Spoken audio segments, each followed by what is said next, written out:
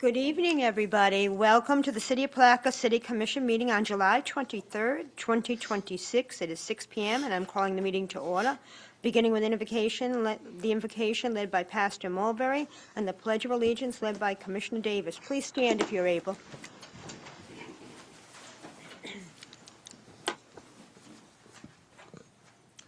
Let us pray. Father, before we ask you for anything, we want to thank you for everything. You taught us that in all things to give thanks, for this is the will of God. We give you thanks for how you blessed us to come through this day. You brought us together once again in a meeting for the city purpose. We ask, God, that you will give us the wisdom that is needful to lead this city, God, in the right direction. Pray that you would have your way, God, and bless the dice, everyone and participants. We pray your will be done now in this house. In Jesus' name, amen. Amen. Please join me in the Pledge of Allegiance to our flag. I pledge allegiance to the flag of the United States of America and to the republic for which it stands, one nation, under God, indivisible, with liberty and justice for all.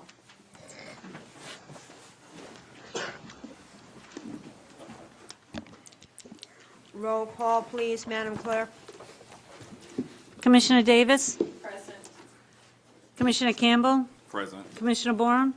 Present. Commissioner Jones? Here. Mayor Carrera? Present. Thank you. We have quorum. On to number 2, oath of office, interim city manager.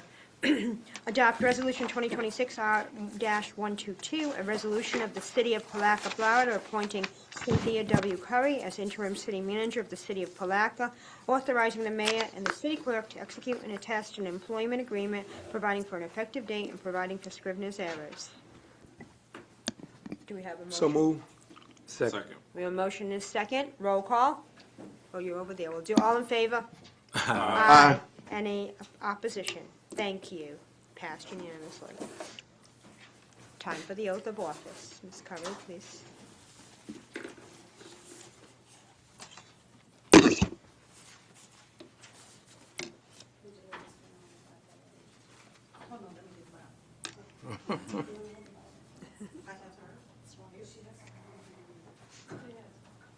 It used to be up here. Yeah, it used to be up here.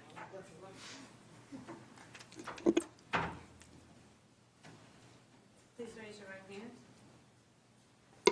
Do you solemnly swear and affirm that I state your name, please? I, Cynthia W. Curry, Do solemnly swear or affirm do solemnly swear or affirm that I will faithfully perform the duties that I will faithfully perform the of duties interim city of manager interim city manager and will support and honor to the best and will support and honor to the best of my of my ability ability all of the applicable laws of the state of Florida, all of the applicable laws of the state of Florida, Putnam County, Putnam County, and the city of and the city of Palatka.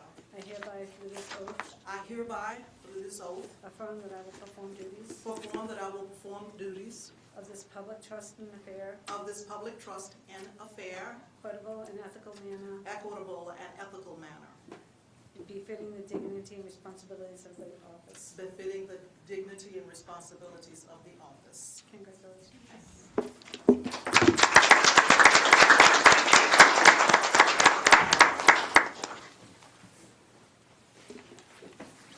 On to approval of minutes. Has everybody had an opportunity to read June 10th, 2026 Public Arts Workshop, June 11th, 2026 Regular Commission Meeting, June 17th, 2026 Budget Workshop, and June 29th, 2026 Special Call Meeting minutes? Motion to approve the minutes as presented. Second. We have a motion and a second. Roll call. Commissioner Davis? Yes. Commissioner Campbell? Yes. Commissioner Jones? Yes. Commissioner Borum? Yes. Mayor. Thank you, Mayor. Oh, Mayor Carrera, I apologize. Yes. On to public recognitions, presentations in the spotlight. Employee of the Month, Mr. White.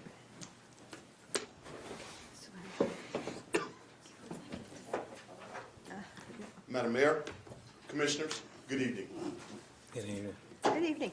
The city of Palatka is proud to recognize Chief Jason Shaw as our Employee of the Month in appreciation of his exceptional leadership, unwavering professionalism, and steadfast commitment to public service.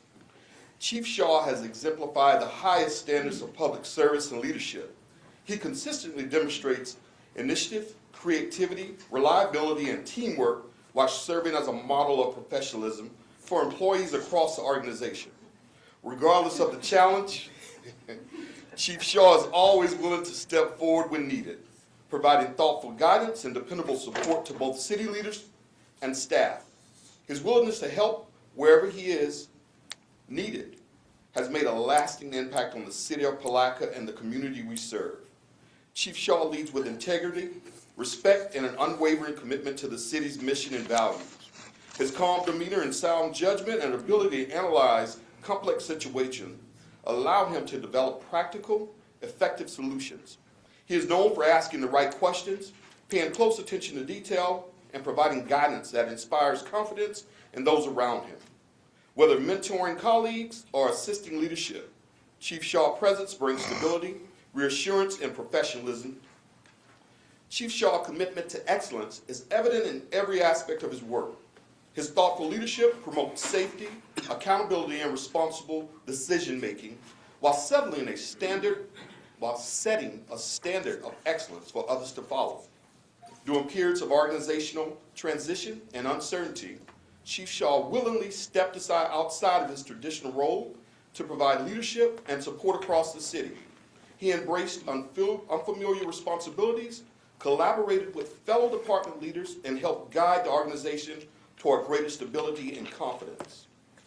Chief Shaw, we thank you for your outstanding service, exceptional leadership, and unwavering dedication to the city of Palatka. Your contributions have not gone unnoticed, and we are honored to recognize you as Employee of the Month. Congratulations on this, and well deserved.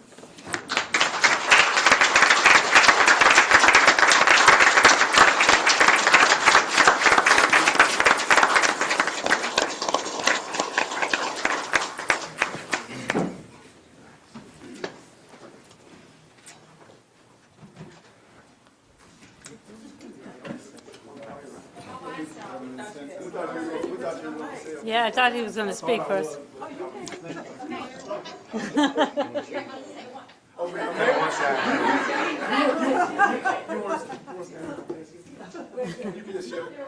like this way? Got it, thank you. You speech.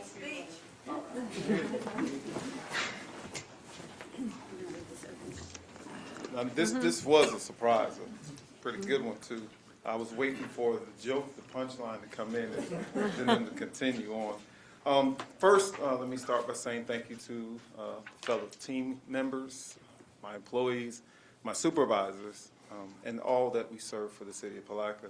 It's truly an honor to be a member of the city of Palatka, to have the ability to step in when needed, and to lead a team that is does wonders that I get to see on a daily basis. So I was honored to be able to do so. Throughout my career, I was always taught it's not the leader that seeks the limelight, but what you do not only for the overall organization and what credit that the organization gets, but what those below you and how they begin to strive and advance. And that's the judgment of the leader itself. So with that, I will say thank you. I definitely shocked, and I guess that means I can go home early. Thank you.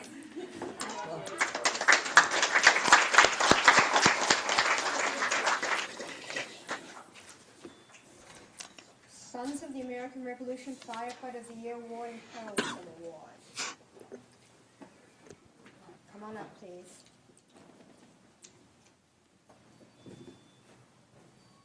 And please give us your name. My name is Paul Sapp. I am the Heroism and Public Service Chairman of the local chapter, St. Augustine Sons of the American Revolution. And with me is Phil Perry. He's our chapter president. So we always like to give recognition to our first responders, our police, our fire, and other important people who do a really good job for us. We do this every year. We're glad to be back again this year to address everybody here in the City Commission. So we're going to give out some awards for heroism to some very brave firefighters. And let me call out their names here. We do have a few awards. So we're proud to award the SAR Heroism Medal to members of the City of Palatka Fire Department, Captain Kenny Reed, Captain Kenny Sugden, Engineer Marcus Wilson, Engineer Zane Wilsey, Engineer Matt House, Firefighter Lauren Futch, and Firefighter Ben Stevens. On May 12, 2025, these Palatka firefighters responded to an active structure fire on North Maryland Avenue in Putnam County, Florida. Demonstrating exceptional courage, they deliberately placed themselves in extreme danger by entering the burning mobile home. While conducting an aggressive interior attack, crews forced entry through windows after removing wood and other obstructions, locating and removing 3 victims, an adult female and 2 children, who were rapidly transported to the hospital. 1 adult was found deceased on scene, and a 7-year-old child self-rescued. This selfless act highlights the extraordinary bravery and dedication of our fire personnel who willingly risk their lives to serve our community in its greatest time of need. So thank you all very much. Let me, there's a whole bunch of them here.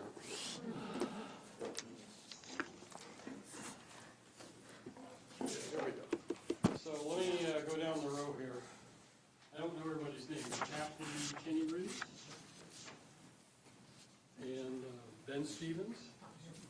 He's not here. Lauren, you from last year. Matt House. Zane Wilson. There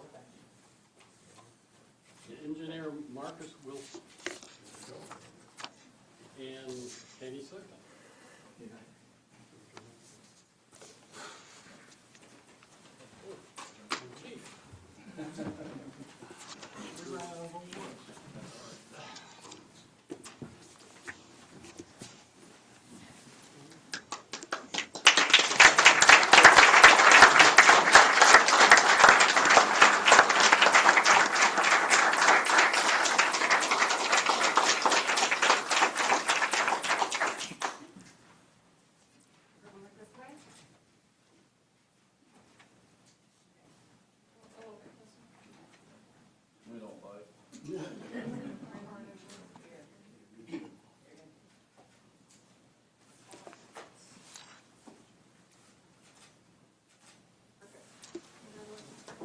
Thank you.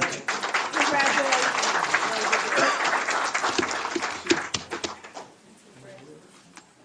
Anybody want to say anything?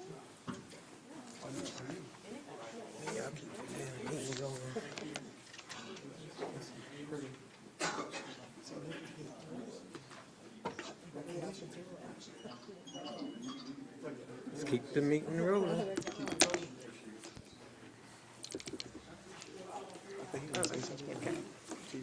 Madam Mayor, Commissioners, guests, and staff. We just appreciate this time to recognize these people for what they do every day and what they're willing to do. And we've seen that they are willing to risk their lives to save others' lives. We appreciate the Sons of the American Revolution helping us recognize this and the Commission allowing it to happen here today. Thank you.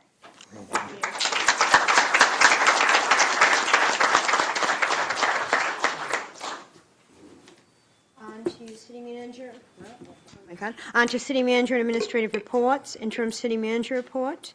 Update on Newtown Museum and Cultural Center. Thank you, Madam Mayor, and members of the Commission. This item is brought before you today in the form of a staff report. There was discussion at previous meetings regarding the proposed Newtown Museum and Cultural Center Memorandum of Understanding. I've had conversations with our internal staff and Mr. Hill in preparation for this report today. As I mentioned, we're not bringing the MOU back at this time. I thought that it was appropriate for the commission to get just a little bit more background on where the city has been as it relates to the relationship and partnership with Newtown Museum and Cultural Center. I think it's important for us to have a little bit of background about the Jenkins Junior Memorial Gymnasium, as we call it, the Jenkins Community Center. There was an original grant of $690,000 scoped for the purpose of eligible cultural and historical facility purposes in the area of cultural significance. Of course, this occurred at the Jenkins Center. The grant was awarded in July of 2021, and the term at that time was through June 30 of 2023.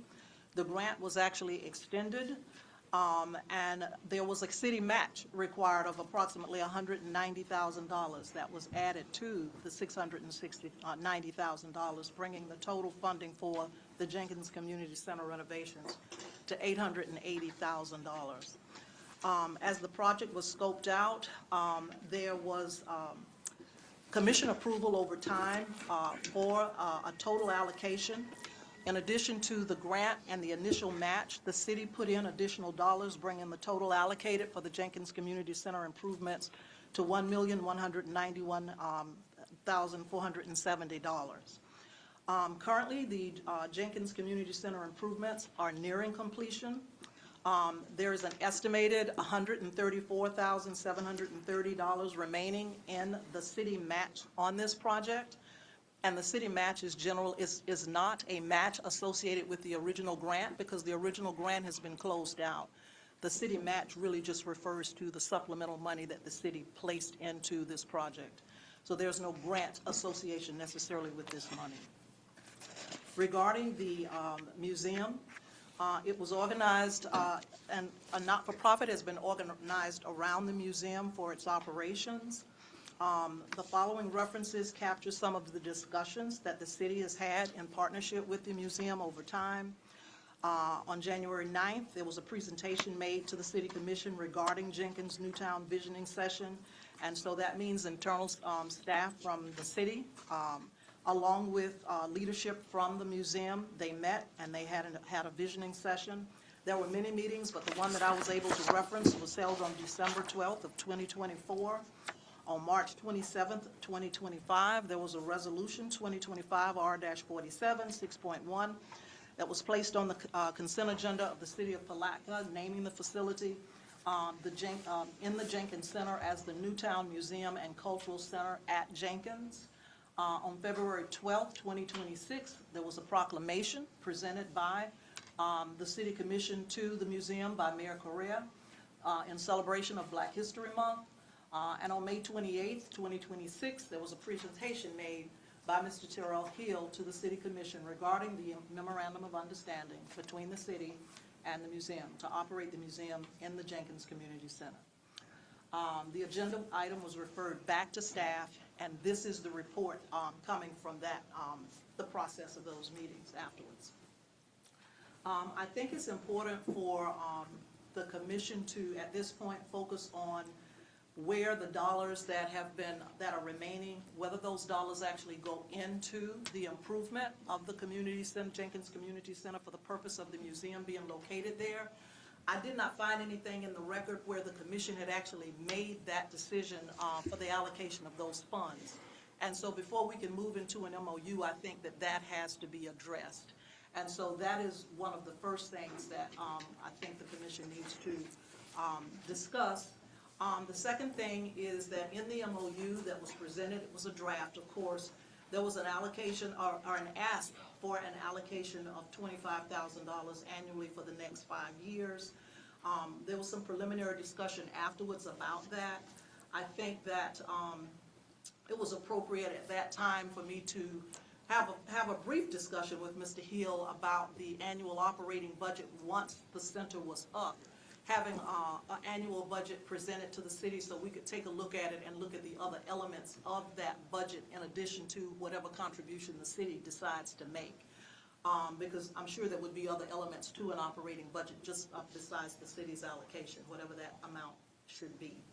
And so with those items really still pending, I think the recommendation today would be in good faith for staff to continue with the issuance of a professional services contract that would assist in determining the cost of the build-out of the museum in the Jenkins Center, because quite frankly, that's the point that we need to decide. And based on the cost of the build-out and the availability of funds, develop a recommendation for consideration by the City Commission on how to proceed. And then hold on the commitment of operating support to the museum pending a final decision around build-out cost and timing. So that's where we are today. I have been working with Mr. Cutright on this, and he is available for any questions regarding the Jenkins Center, but that is where we are. We really need to have some direction from the commission on moving forward with the improvements in the Jenkins Center for there to be a space for the museum. Right now, as it relates to the $134,730 that remains in city funding in support of the Jenkins Center, and obviously in the Jenkins Center, if the commission deems it appropriate to build the space out for the museum, I think that we need to understand a little bit about what is included in that 134.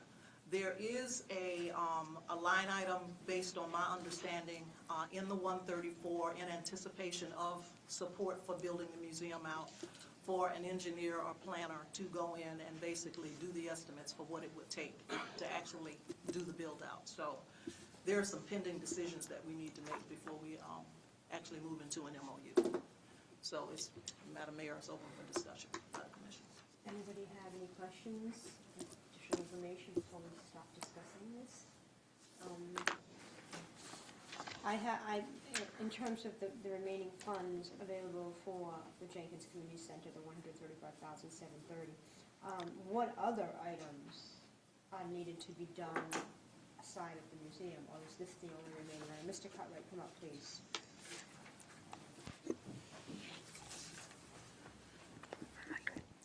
Hello? Well, the remaining funds for that project, that is actually what's left. We already have allocated the money to finish the rest of the projects already set aside.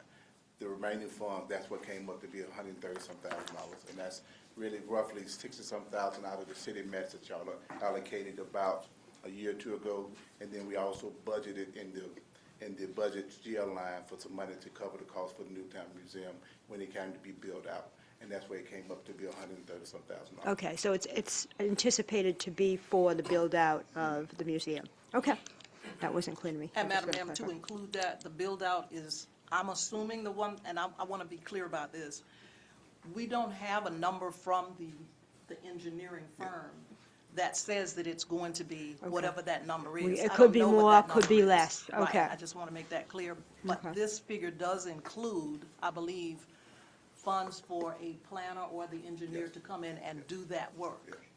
Yes, it's 30, Pastor Rowe is quoting us $30,000 to come in and do the scope of work for that. We have had, if you don't mind, sitting hands back in, we have had a couple quotes came in before we did the RP program, and they came in around $65,000 to $75,000. So that's where we are gauging this at and the price that we have. Does anybody else? Go ahead. So, Mr. Cutright, what other, you say you put some stuff aside, money aside for other things that has to be done over there. Could you name those other things? I They're mean, putting like, the fence up as we speak now. They're A finishing fence? that up. O'Call is coming in to do some drop stations to have, so we can have guest Wi-Fi throughout the building.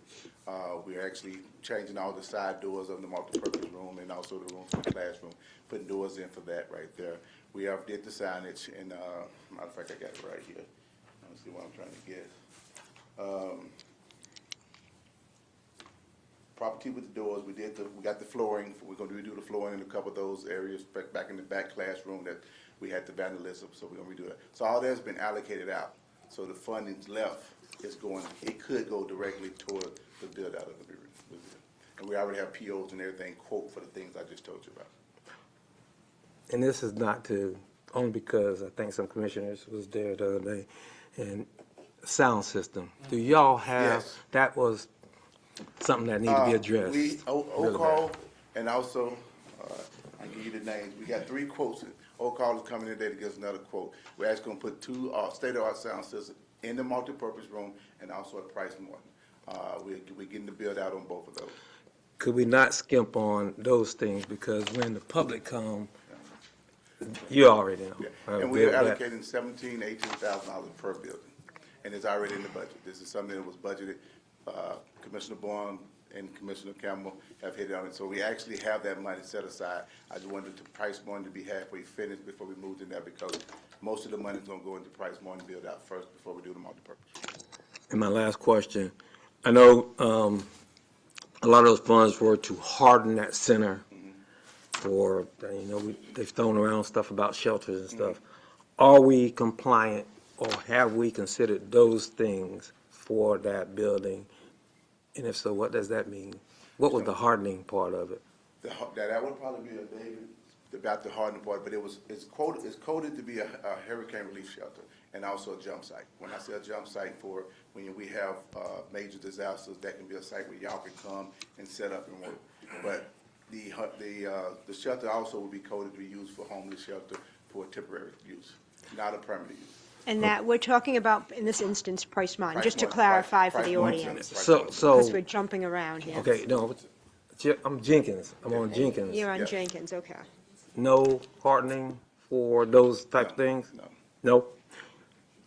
No? But What about the kitchen? the kitchen at Jenkins or? The kitchen at Jenkins? Because I Kitchen at heard that Jenkins. we were actually, because you remember the Yes. phone conversation reference to, Well, we actually, in part of this, not this money, but budget money, we actually gonna put a sink closer to the kitchen back there in the back. But other than that, the kitchen is functional.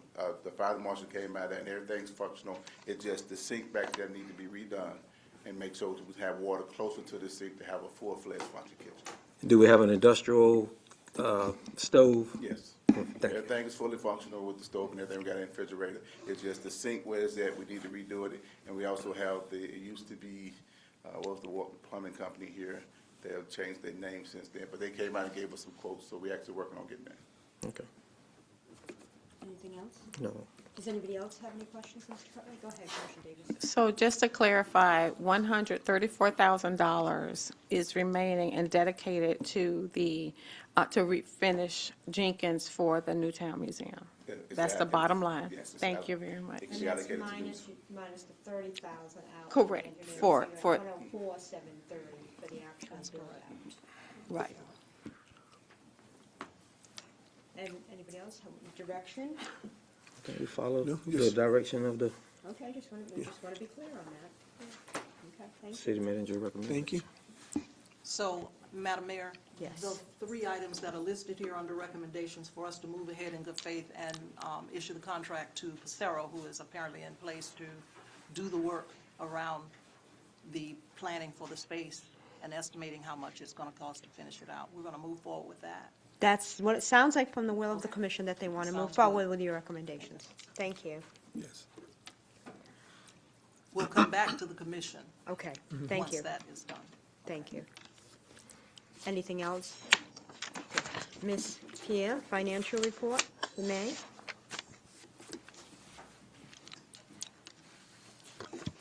Greetings, Mayor and Commissioners. Before you is the month of May financial reports, the financial dashboard. The first page, okay, you want to pull it up for me? Oh, perfect, thank you. Thank you. So the first page is, of the financial dashboard, shows the financial condition is stable. For the month of May, we're 66% into the year. The numbers highlighted in green represent stable conditions where revenue has exceeded expenditures. And you can go to the next page. The next page shows a list of the general fund departments, and each department is stable, highlighted in green. You can go to the next page. And the last page has the fund reserves for the month of May for the general fund, sanitation, and utilities. And that concludes my report, unless you have questions. of Ms. Pierre? Thank you. Thank you. On to announcement for the executive meeting, Ms. West.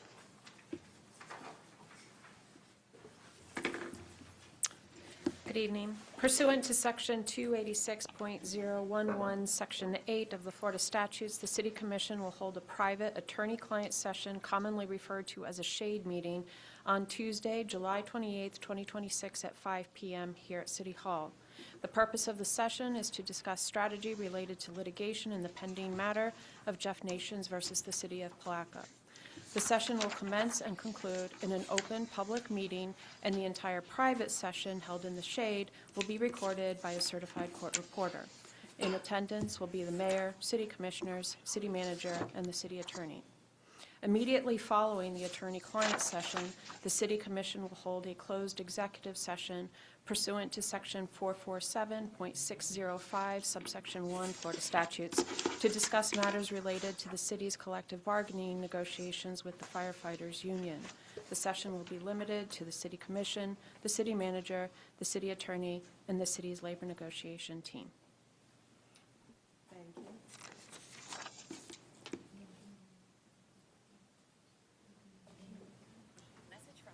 Thank you. We're all set with that?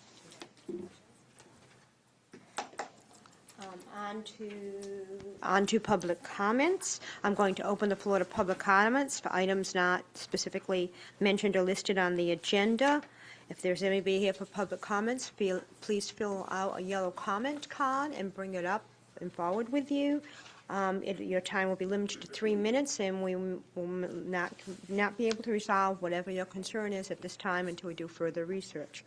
I'm going to open the floor. I do have a public comment card for Ms. Kitchens. I'll pass, Mayor. Okay, thank you.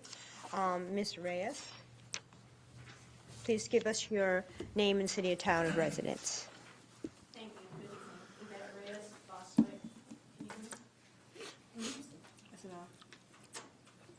Yvette Reyes, Bostwick. Thank you. I have two things. Regarding the Jenkins Center, is that no longer going to be a cold weather shelter like it was last year, based on what was just said? I know you're not going to answer it now, but that's the one thing. And then the second thing, as you know, I've asked about the $124,700 ARPA funds that were on your budget item, and I've been asking for the obligation that was assigned to that, and I haven't received it.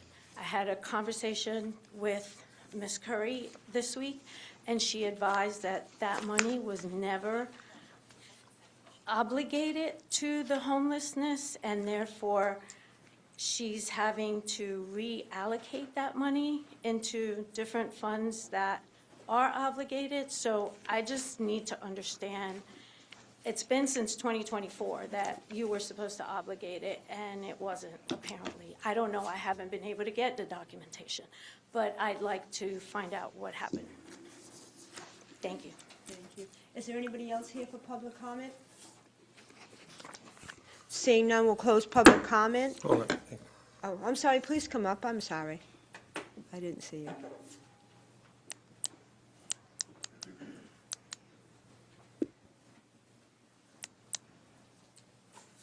Good evening. My name is Sharon Session Williams, and I haven't had a chance to just fill this out, but I am a commissioner with the Palatka Housing Authority Board, and I'm here. I don't see it on the agenda, but I'm trying to see if some of that can be addressed, or we can come to be on the agenda to address some concerns that we were emailed about reappointment. Thank you.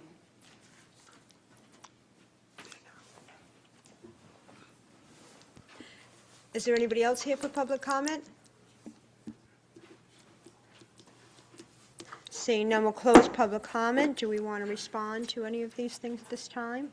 Ms. Curry? Sure. As it relates to the public housing issue, I believe that in conversations that I had last week or the week prior to with the attorney as well as the clerk, the openings, and I believe it's 4 of them, will be advertised. If they haven't been advertised already, and the recommendations for the commission to consider and approve will be brought to you at the August 27th commission meeting. Yes, sir. Go ahead, sir. I have a concern because that is incorrect. There is actually only 2 seats that is available or up for, that should be vacant. And then you have 2 seats that are vacant in the year of 2027, and then you have a vacancy that will be open in 2028. And that is according to documentation that has been previously sent to the commission, in which I've asked that question several times. So there is not 4 vacant seats on that board. There should be only 2 vacant seats on that board, and the 2 vacant seats should be Dr. Evans and Ms. Williams. Madam Mayor, I'm going to yield to Ms. West and/or Ms. Hayes. So the Palatka Housing Authority is a creature of statute, and it is clear that the mayor, along with the city commission, make those appointments. It has to be codified in the form of a resolution, and in our research, we have not been able to find anything since 2020 on the appointments of any of those members. So if we do have documentation in the form of a resolution, by all means, please get those to me. Our research internally has not been able to find any resolution since that time. The last one that was done by Mayor Hill, and I have not been able to find anything, and I've been working with the clerk and going through old records to find anything, and we are not able to find those appointments. I mean, we had a actual workshop with reference to this matter, and again, I know I've personally set up here and made reappointments to individuals on that board, and that has been in recent years, and it has not been since 2020.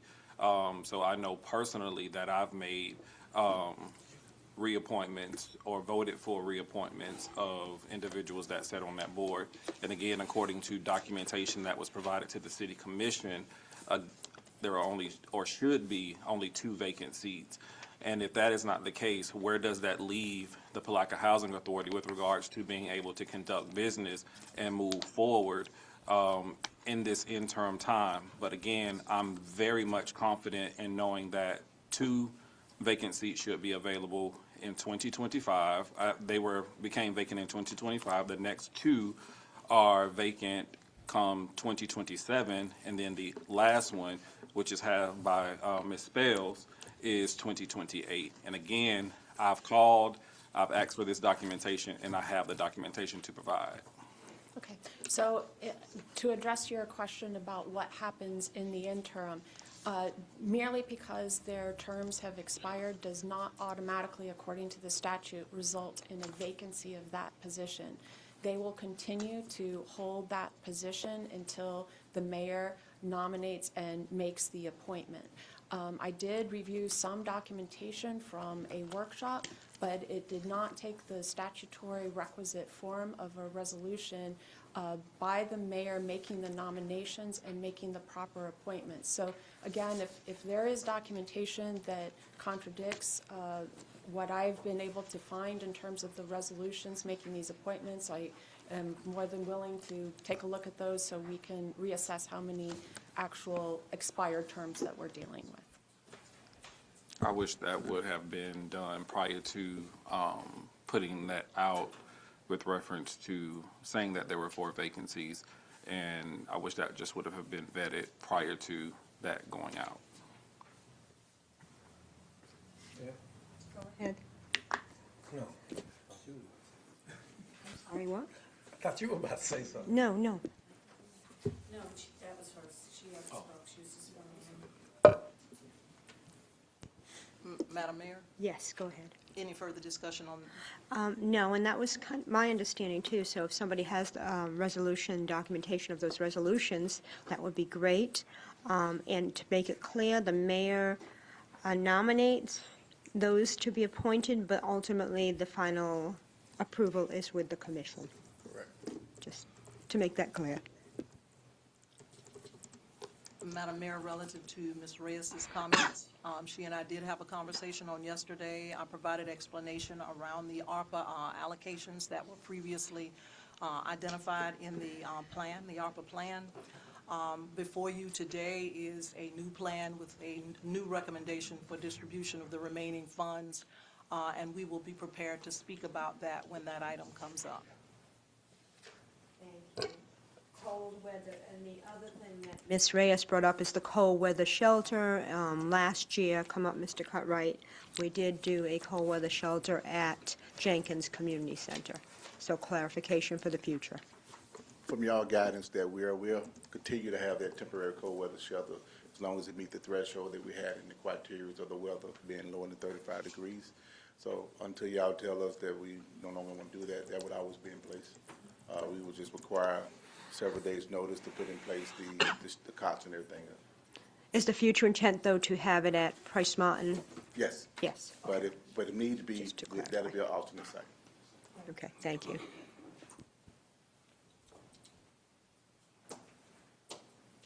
On to the consent agenda. The request has been made to pull D and G. Are there any other items to be pulled? 7, D like dog. Did you say D or did you say D? B. Maybe baby? D as in dog, D and G. I have B and G, but I thought Commissioner Davis had said something else. She said D and G. No, I said Did D and G. I said D and G. I think she also said. Yeah, I Did you- pull for someone who wants to make comments. Right. Yes. That was D, right? That was D. And I. So D, G, and I.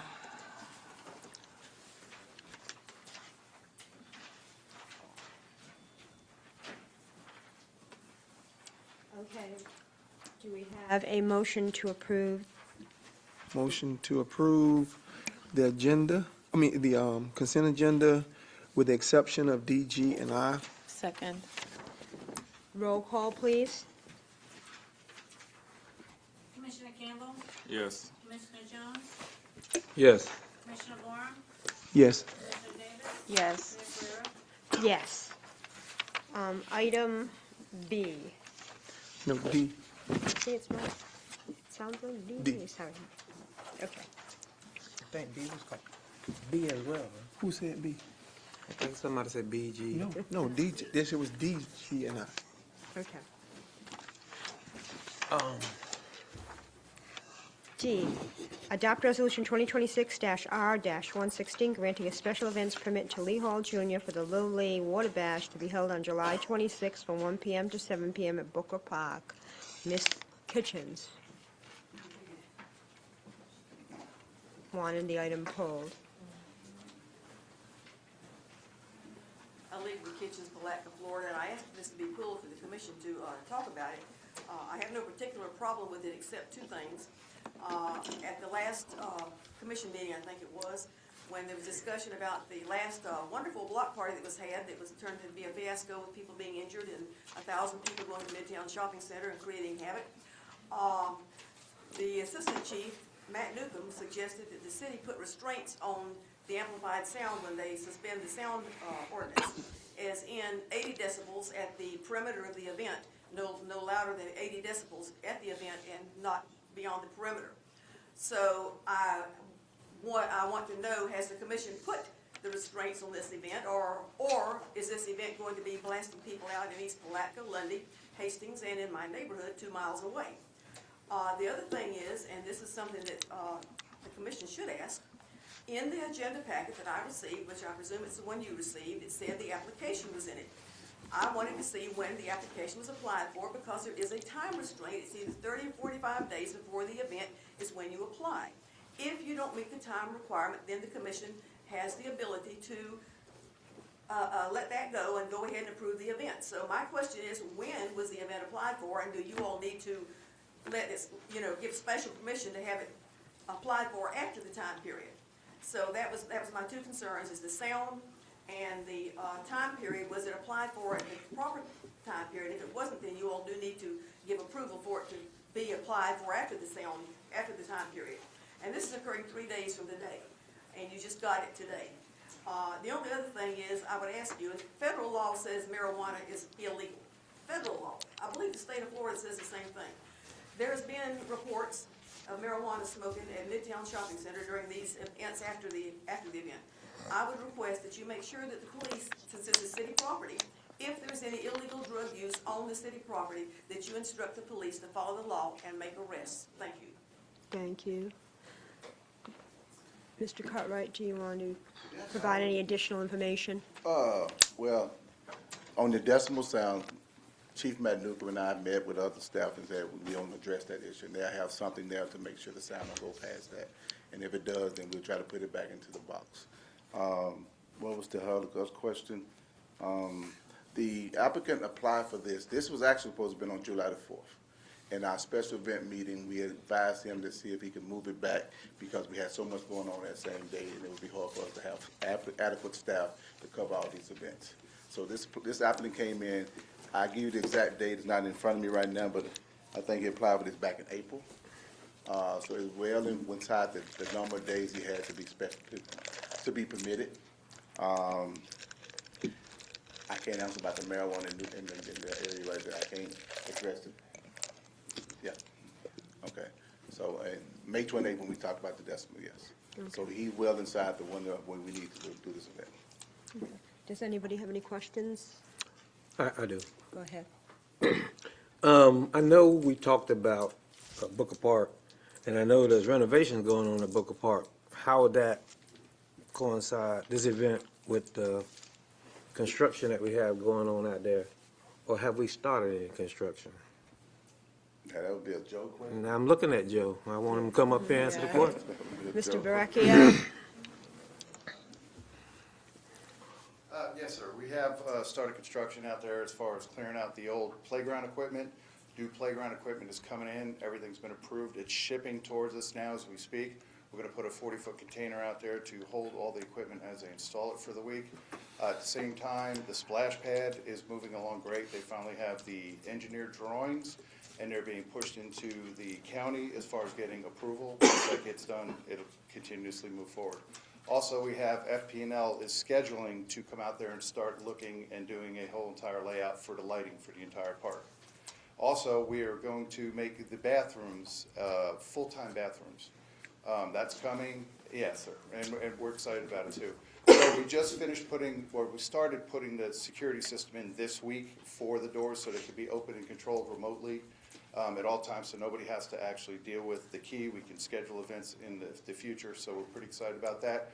And we just had 3 different cameras put down in the bathrooms, the playgrounds, and towards. Cameras in the bathroom? No, towards the front of the bathroom. What the what? Yeah, I know. And then one towards the playground, so we can make sure everybody's safe. So that's in motion, sir. Yes, sir. Good deal. I just want to make sure we're not going to mess up something we've already started doing over there, or if it's going to conflict. Thank you. Yes, sir. To answer your question, we're going to work around all the construction they got going. Thank you. Okay, do you have another question? I'm sorry, go ahead. I won't put him on the spot. I won't put you on the spot. Go ahead. Okay. Yes, I will. Okay. I just want to ask this question, and I hope so, 1 second. no, I won't. Go ahead, Ms. Zucker, right. Okay. Madam Mayor, I move to adopt Resolution 2026-R-116. Second. We have a motion and a second. Is there anybody else here for public comment on this item? Seeing no one, close public comment. Roll call, please, Madam Clerk. Commissioner Jones? Yes. Commissioner Blair? Yes. Commissioner Davis? Yes. Commissioner Campbell? Yes. Mayor Carrera? Yes. G, adopt resolution 2026-R-120, office spending plan July 23rd, 2026, a resolution of the City Commission of the City of Palatka, Florida, authorizing the city manager to expend remaining American Recovery Plan Act funds totaling $1,109,856.34, providing for conflict severability and an effective date. So, Yes. Joseph Sheets is here. He's with Accenture. It is a company that you're familiar with. They have contracted with many cities and counties across the country and those here in the state of Florida who received ARPA allocations after COVID. And if you do not mind, I would like to ask if you can speak in general, informational-wise, to the ARPA program and pretty much where we are. But before he speaks, I'd just like to speak to what has occurred here in the city of Palatka relative to the ARPA allocation. We received a total of $5,234,421, and to date expended is $4,124,565. Remaining $1,109,856.34. In the original ARPA plan approved by the commission, there were several community-based organizations listed for receipt of the ARPA funds. Very worthy organizations with services clearly that the community would have benefited from. Unfortunately, at this time, we as a city need to be able to fully obligate and expend all of these funds prior to the deadline. And it's not an obligation, it's a full expense, no excuses, as the federal government has stated, of all of the remaining funds. The recommendation is to utilize those funds for the organizations internally that we can validate and document personnel record, personnel expenditures, operating expenditures that have been obligated and expended, quite frankly, as of December 31st, 2024. The obligation would have been for December 31st, 2024, but we can ensure, as we may need to be audited and provide documentation that we have spent those funds by that deadline, allocating to police, fire, and our wastewater services. They are traditional municipal services that can very easily be validated as it relates to expenses. I wish the city was in a position where we could allocate funds to community-based organizations, but at this time, I am not sure that I can say that that will be done by the end of the calendar year. Hence the recommendation that you have before you today. And that recommendation is for the Palatka Fire Department. For public safety services, these are services that are traditionally provided by municipal government, $369,952.11. For wastewater, water reclamation treatment, the same amount, $369,952.11, and that is for an approved category by the federal government for infrastructure and utilities. And the final allocation is for the police department. Public safety services, again, public safety services traditionally provided by municipal government in the amount of $369,952.12. So that would fully extend our ARPA funds immediately, and we would have no further concern about whether we would be returning any funds to the federal government. I hate that we're in this position at this point in time, but to make sure that we're not returning any dollars to the federal government, this is a safe recommendation. And with that, if you would mind. Mr. Sheets, welcome. Good evening, ladies and gentlemen of the commission. Thank you all for having me tonight. It's a pleasure to be here before you. My name is Joseph Sheets. I'm a director with Accenture Infrastructure and Capital Projects.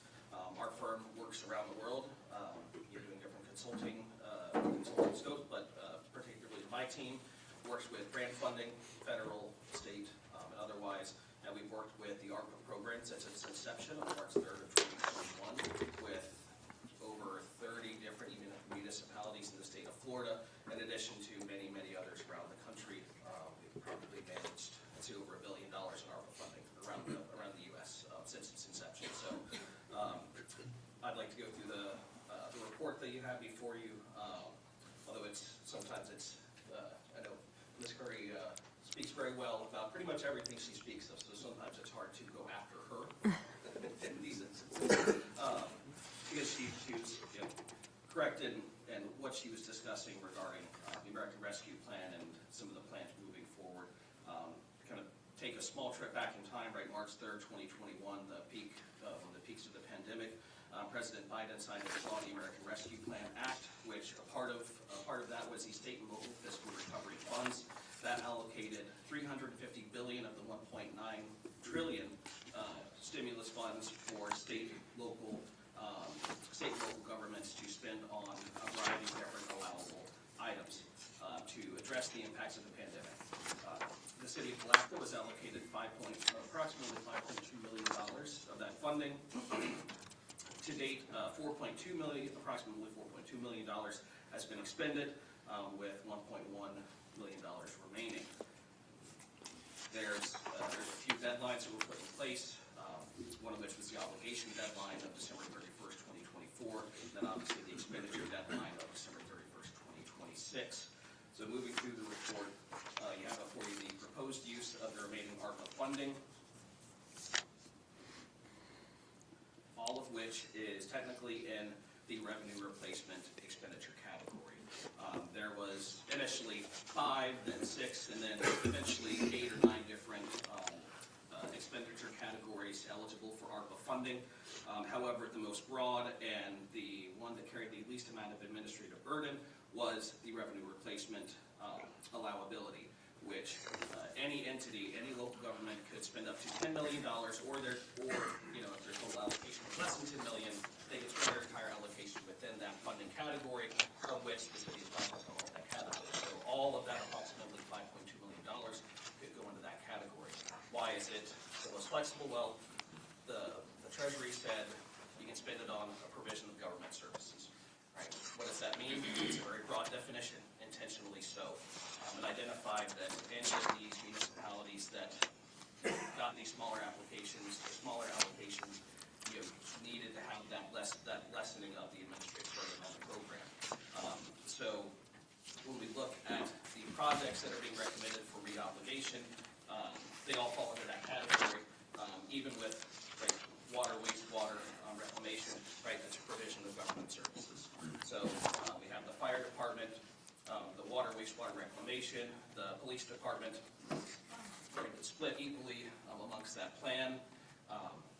When we talk about obligations and the reconciliations, the one before you is to reduce the risk of non-expenditures, reduce as much as possible, reduce the risk of any of this funding being sent back to the federal government.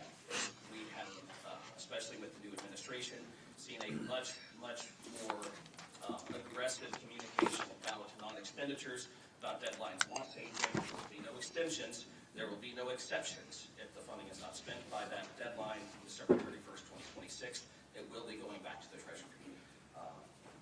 So from a compliance standpoint, we talked about obligations. An obligation by Treasury's definition is an order for property, services, entering in contracts, subawards, and similar transactions that require payment.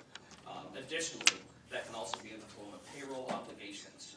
Well, how do you obligate a payroll obligation in 2024 if you're not going to spend it until 2026? That happens, they consider an obligation being that position existed before December 31st, 2024. So as long as that position was budgeted and existed before then, it is eligible for expenditure through that period. So any of the payroll costs that are identified for the expenditure would be eligible for re-obligation activity. When the obligation deadline hit, there was a lot of chatter about what are the reasons we can re-obligate funding, right? Can we do it just because we don't like this project anymore? We're moving directions. There's some pretty specific instances, right? And they're detailed here in the report, right? Well, one of which is, right, the projects would either come in under budget, right, or there was going to be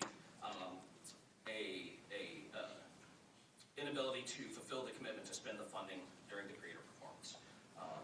So this would be that category that this would fall into. So again, the plan is meant to mitigate as much as possible any of the risk of clawback. It's a word that no one in local government wants to hear. And it's ineligible activity within the ARPA plan. And I think very well earlier, this is what we recommend as well as the best path forward. Any questions of Mr. Sheets? No, thank you. Okay, go ahead, Commissioner Davis. No questions. No questions? Okay. Would you like to make a motion? I have a comment. Okay, go ahead. In reference to the ARPA funds also could have been used for ADA purposes as well, as I read and I understood from a long time ago. And I know it may be at the last minute, but one of the things, as Joe just came up and talked about, some of our recreational areas don't have restrooms that's ADA compliant. So people with wheelchairs can't go in and utilize the bathroom, so we keep them locked during the day. Do you think we could use some of that money to do something like that, make those areas ADA compliant, along with what you're doing? I mean, we just take some of the money from some of those line items. I mean, I just think it'd be considered and helping a population that we haven't been able to help in the past. So there's two parts to what you're asking. One is that an eligible activity? Yes. won't be finished.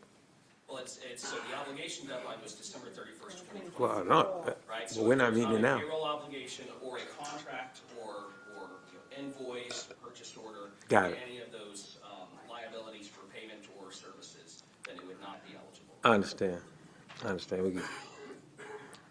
Thank you. I just want to know. Thank you. With that, do we have a motion? So move.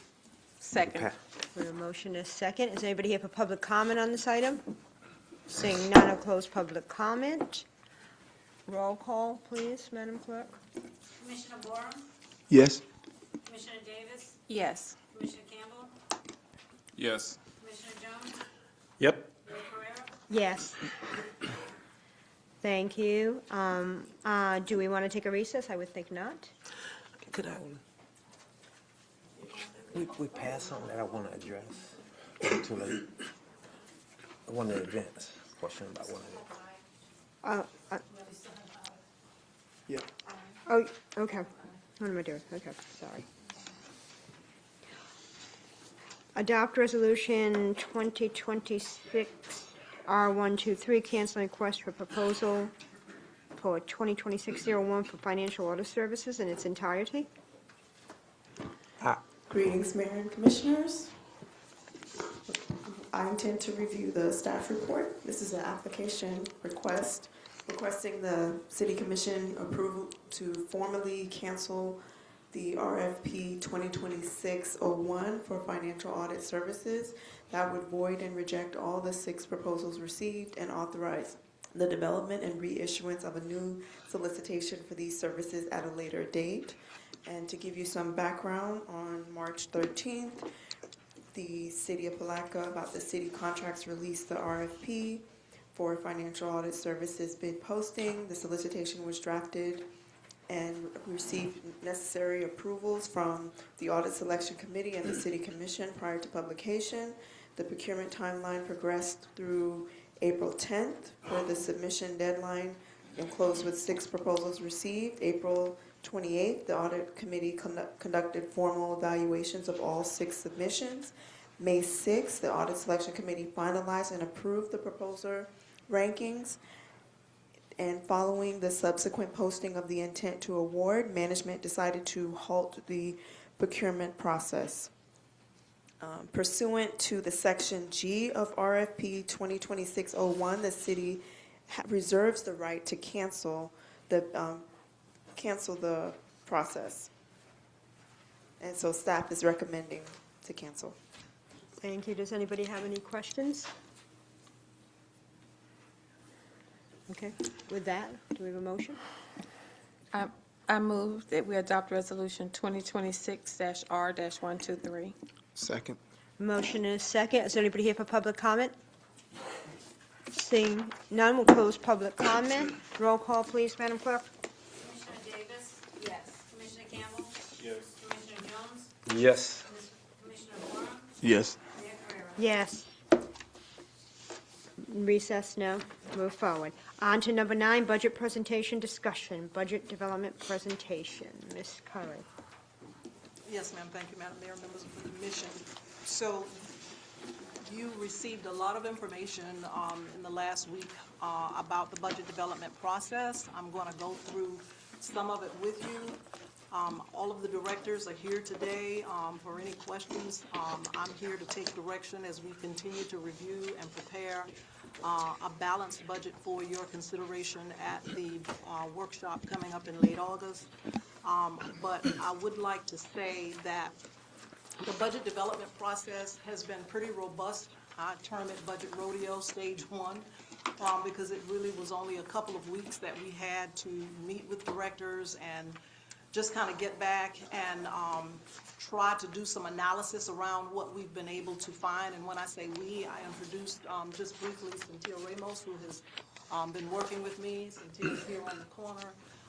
She's met directors and met with staff, and we've been working diligently to prepare a balanced budget for you. What you have today is a compilation of a lot of information. I wanted to make sure that the commission had a lot of information relative to departments and the different components and elements of the budget that you normally may not be close to. And so I tried to put as much of that information out there relative to not only the general fund, but to all funds and positions that make up the budget for the city of Palatka.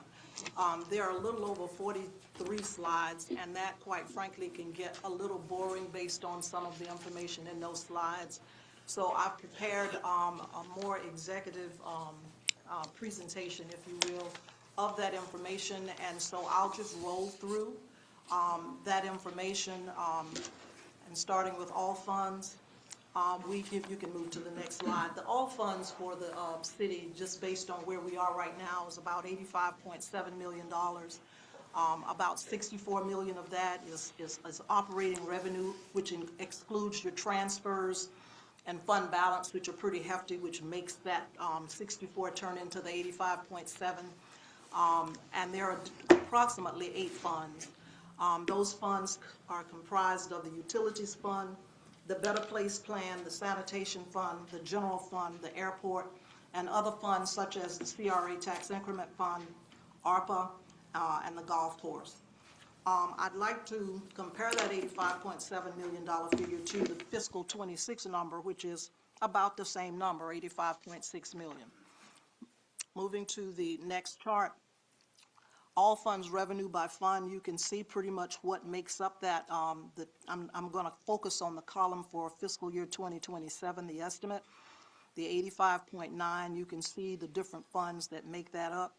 The utilities fund actually leads it. It's the largest fund here, followed by, of course, the general fund, and then your Better Place fund, which includes quite a few grants, which quite frankly carries the city of Palatka in terms of contributions and support from the federal government and the state government. We've been very lucky, but we also have to be cognizant that reliance on grants can be problematic. As those grants expire, positions are funded by those grants, and then you have to roll back. And we have to be conscious of that as we continue to apply for grants to support our operations. On the all funds expenditure side, next slide, right now for fiscal 27, it is adding up to $84.5 million. It's a total including transfers, and I will say right up front, the whole transfer category of the budget, the reserve category of the budget, we'll talk about it a little bit, but that has to be flushed out a lot more thoroughly before I come back to you in August, and I'll talk about that a little bit more later. But of that $84.5 million, about $41.4 million of it, which is 49%, is comprised of capital and grants, which is what I just talked about, so it lets you know just how heavily we are relying on that particular fund. And I think that it's important, too, for us to talk about the significance of personnel out of the $84.5 million, knowing that a lot of it is capital and grants. Personnel is still about $17.4 million of that, and so it's still a hefty number that we will address. And I'll talk about personnel a little bit later. All funds expenditure by department, I'm on page 6 of 16. All funds expenditure by department, you can see that. And this is all funds, it's not just general fund, but we did have meetings with departments, and in that fiscal 27 estimate category, you can see the shift in the departments versus the budget that was adopted in 26. So you see some in red, some in black, which obviously the red is deficit, the black is more of a additional monies put into those areas for now. And I say for now because obviously we will continue to review these numbers and bring back a balanced budget. Moving on to page 7, as it relates to positions by fund, right now we have been able to identify approximately 186 funded full-time FTEs citywide, and that's 172.5 field positions and 13.5 vacant positions. The general fund comprises about 113.5 of those positions, and then the other funds are 72.5. But a total of about 186. We're still refining that number with HR. We've got a couple of things that we need to work out in the fire department and a couple of other departments. So that number may shift by maybe 1 or 2 when you see it again. But for now, when we work with the department and HR, this is where we are. All funds positions by department. Again, we've got 186, 172.5 field, and 13.5 vacant. And what you'll see on the chart below that all of the departments, the funded FTEs, those that are filled, and those that are vacant. And that's, we're trying to make sure that we can continue to track that.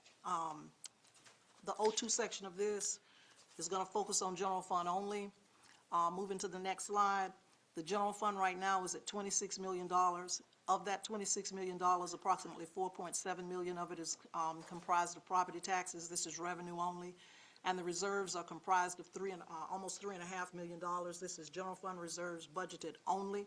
That $3.5 million is comprised of more than just operating reserves for the general fund. There's some monies in there for fire, there's some reserves in there for police, there's some reserves in there for insurance. There are different reserves that are in that number. I have to flush that number out, so when I come back to you, I know exactly how much you are able to allocate as a commission that's not dedicated to something else, but it is showing up in the general fund. But for now, that is the number. On page 11, we look at the general fund revenue by major category. Obviously, taxes is the big one, and you can find the numbers associated with the other general categories totaling the 25.9, almost $26 million. We actually received today, I believe, correspondence from the state with updated numbers as of July for, I think, the state shared revenues. I don't think there was not a big difference in that. But we did receive that update today, and we'll load that number into the revenues as we continue to refine them. As it relates to expenditures on the general fund side, again, $25.9 million, which matches the $26 million approximately on the revenue side. Personnel just for general fund, out of the $17 million that I mentioned earlier, 12.2 of it belongs to the general fund, which is about 47% of the fund. And public safety, which is police and fire, comprises $10.2 million of the general fund expenses. On page 13, general fund expenditure by department. Again, in Budget Rodeo 1, the fiscal 27 estimate column gives you some idea of where we ended up in early discussions with departments in terms of budget request. I'll call it a request, estimate request. We are under in many of those departments, as you can see in red, and in a few of the departments, obviously the numbers are larger. Again, having to flush these numbers out. I'll also say that as I went through the budget, I'm using probably, let's see what I will use as an example. You see Public Works with a positive 655. We're going to sit with Public Works tomorrow and go through that, but obviously capital request is quite a bit of that. Because Public Works is capital heavy in terms of the work that they have to do. But we'll continue to flush that out as we move through the review of the budget. Quickly moving through on page 14, switching back to positions, this is general fund only, 113 and a half. You saw that figure on a previous slide. Filled out of the 113 and a half, 103.5 positions, and there are 10 vacancies in the general fund as of today. You can see by department where those numbers lie and where those 10 vacancies are. We have a couple in the police department. The fire department may not have a vacancy. That's one of the things that we have to shake out. I believe that one may have been filled already. But right now, we're looking at approximately 10 vacancies. If you estimate the value of that, clearly close to probably $800,000-900,000. So there is opportunity depending on where the vacancy is as to whether it will remain in the budget or out of the budget. We still have to shake that out, but there is an opportunity for savings around that number. What is still pending? The state revenue sharing, because we got that number on page 15 now, 16. Because we got the number today from the state on state revenue sharing, that is no longer pending, so we will roll that number into our estimates. We're going to have to finalize the personnel projections because we're still sitting down with HR to make sure that each department understands what their personnel numbers are.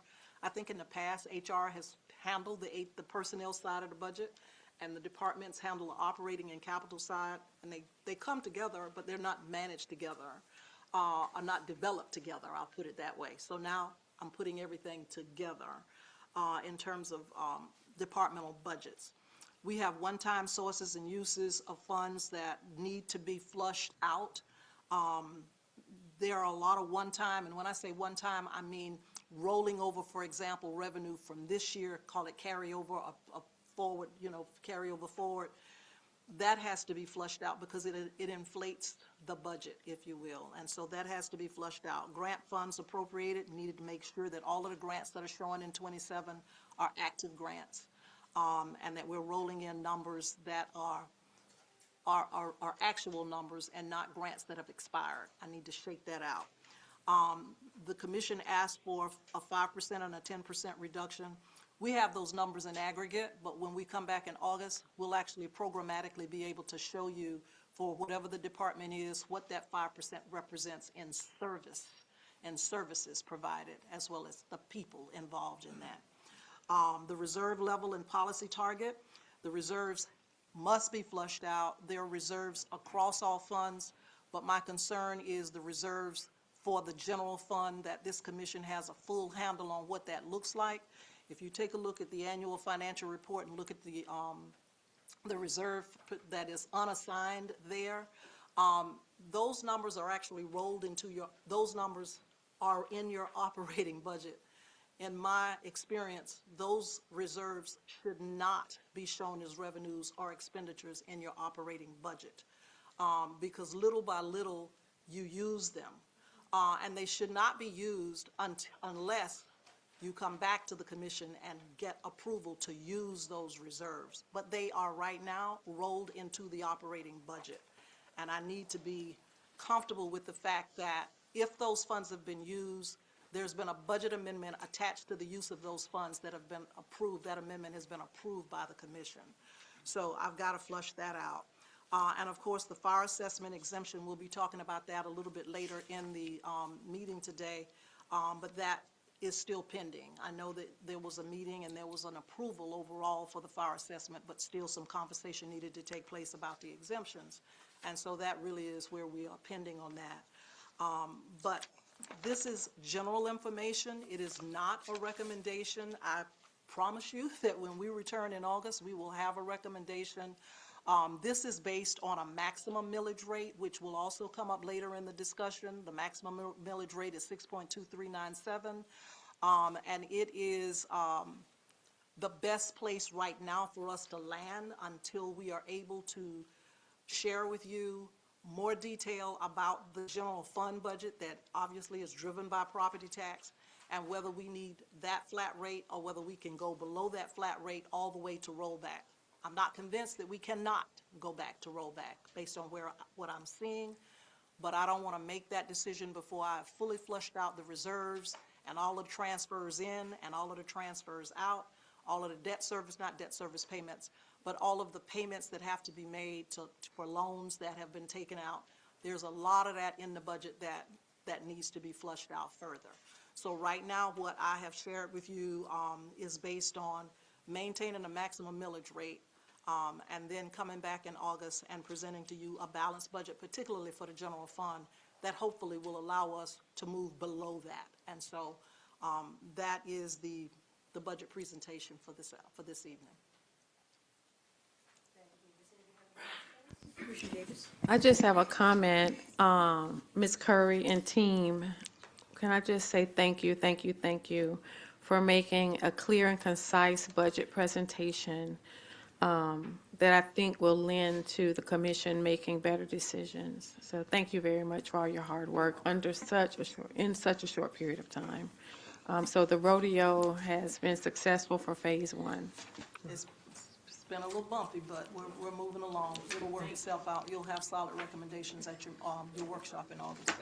Thank you. Go ahead, Commissioner. Yes, and I concur with Commissioner Davis. I want to thank you for the work you and the staff has put in to make this budget crystal clear. 2020 vision 2020. You're very clear with your budget, and you also gave us clear recommendations in the budget packet that you provide us to help us to make best. The budget package is more detailed than it should be, but Right. I figured starting out, you needed to see as much of the detail as possible. There's a lot in there that really and truly I'm not able to explain right now, and I don't have a problem admitting that. That's what time will allow me to better understand it, and when I come back in August, be able to provide a balanced budget, and hopefully one that will be less reliant on the maximum millage rate. Right. So it doesn't leave any questions in my mind as it relates to like there has been in the past, but thank you for all you've done. Anybody else? I agree too, but I do have a question. Go ahead. That, Could you put your mic on and speak into your mic, please? Mayor, for reminding me. On page 3 of 7, we talk about ARPA funding. And, yeah, so on the ARPA funding, what we just talked to with our consultant, we're talking about expending $1,109,000. Yes. And then on here, Yes, you guys have $1,283,000. Yes, So sir. that's a difference of there is $103,000. that figure, and that is not correct. And if you recall, a couple of days ago, the budget, the agenda that you're looking at now was republished. It was republished because I saw the difference in the two numbers for ARPA and asked that the clerk republish the agenda with the correct number in it, which is the 1.109 number that you all just reviewed. When I come back in August, that 1,000,002 will be a different number. That is not the correct number. Yeah. It is. Well, this is the packet I have, so I mean, it's here and here. But let me just I didn't say, get up there. Commissioner Jones is correct. The ARPA number it was two different, no, actually it was three different numbers, and I finally settled it down to the 1.109, which is the correct number. All right, thank you. Thank you for being on point there, Ms. Curry. I can't say that about you. Thank you. Watch the numbers. With that I said, can make mistakes too. okay. Oh, no, I wasn't Being just human, wondering. that happens at Hey. times. I want to get kudos for a good catch, that's all. I said good catch. I'm just kidding. Okay, we need to provide some direction.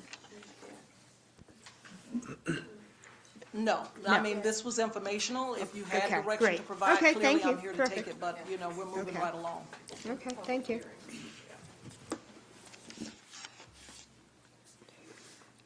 On to public hearings.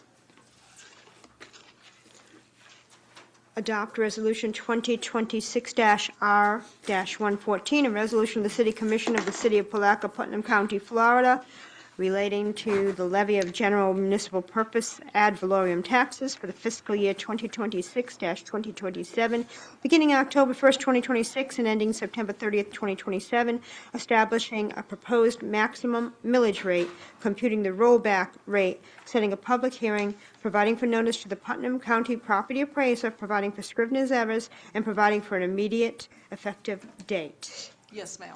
Madam Mayor? Go ahead, please. Members of the commission, so this is the maximum millage item. Just an overview, if I can get the slides to roll on the property tax and millage. As she is moving along on that, the certified taxable value is at $794.5 million. This is up from the 25 roll tax roll of $742 million. This generates $4.7 million at the flat rate of 6.2397. And that is budgeted at 95%. I think one of the things that we picked up as we were reviewing the budget is that the state statute that does not allow you to budget 100% of your revenue, we cannot do that. We are budgeting at 95%. And that, of course, equates to $75,475 per tenth of a mil. I don't think it's necessary for me to talk about what a mil is, but it is $1 of every $1,000 of taxable value, and right now we're at 6.2397. Our property tax, if you have $6.24 per 1,000 of taxable value for city services, that's basically what the 6.2397 equates to. This roll grew about 7.03% up from 25. And so we did get some roll growth, but between the June roll that we got and the July roll that we got, it actually went down about $10 million. So we actually lost between June and July. And so it's notable. If you take a look at page 3, you can take a look at where you've been with your millages over time and the taxable value. So starting in 2014, you can see that the millage rate was as high as 9.17. And you can see the roll at that time was $364 million. You can see probably better on what you're looking at your places than on the screen, because it's really small.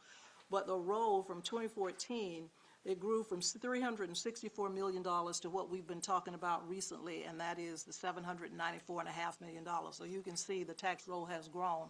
The millage rate has actually dropped, but obviously we've been taking advantage of the growth in the roll to generate that additional revenue to support your operating expenses.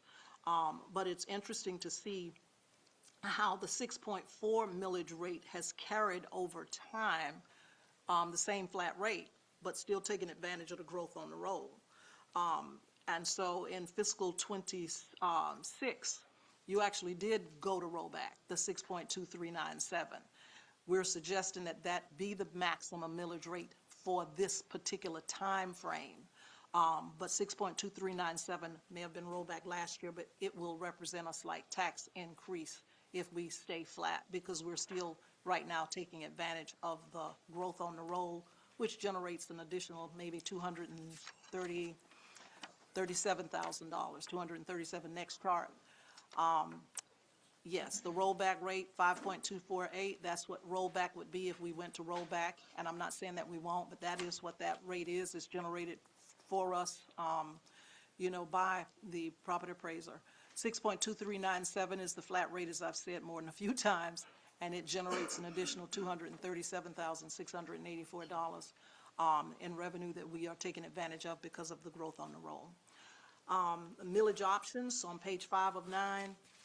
Rollback, we just talked about that, 5.9248, current rate 6.3297. If you go to rollback, we only need a majority vote, that's 3 out of 5. If you go to a higher vote than that, you're going to need 2/3 votes, which is going to be 4 out of 5.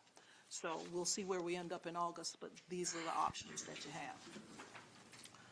What it means for a property owner, on page 6 of 9, we basically use the assessment of $50,000 up to $150,000. Taxable after homestead, the homestead, of course, is $25,000. You can see what that person, that individual, or property owner would be paying at rollback at 5.248, and at the current flat rate of 6.2397. You can see what those numbers are. But this is always good for you to have as you're talking to residents and they're curious about what the rates mean for them and where their homes are assessed. But the homestead exemption is key. The property tax reform on the horizon is also key on page 8. We're talking about a vote in November that would severely impact the revenue, and that is as of January 2027. We would actually, if that item passes, the city and other cities and counties would be looking at revenues rolling back. For 27, we're talking a little over $483,000. These numbers are still as of the June 1 roll.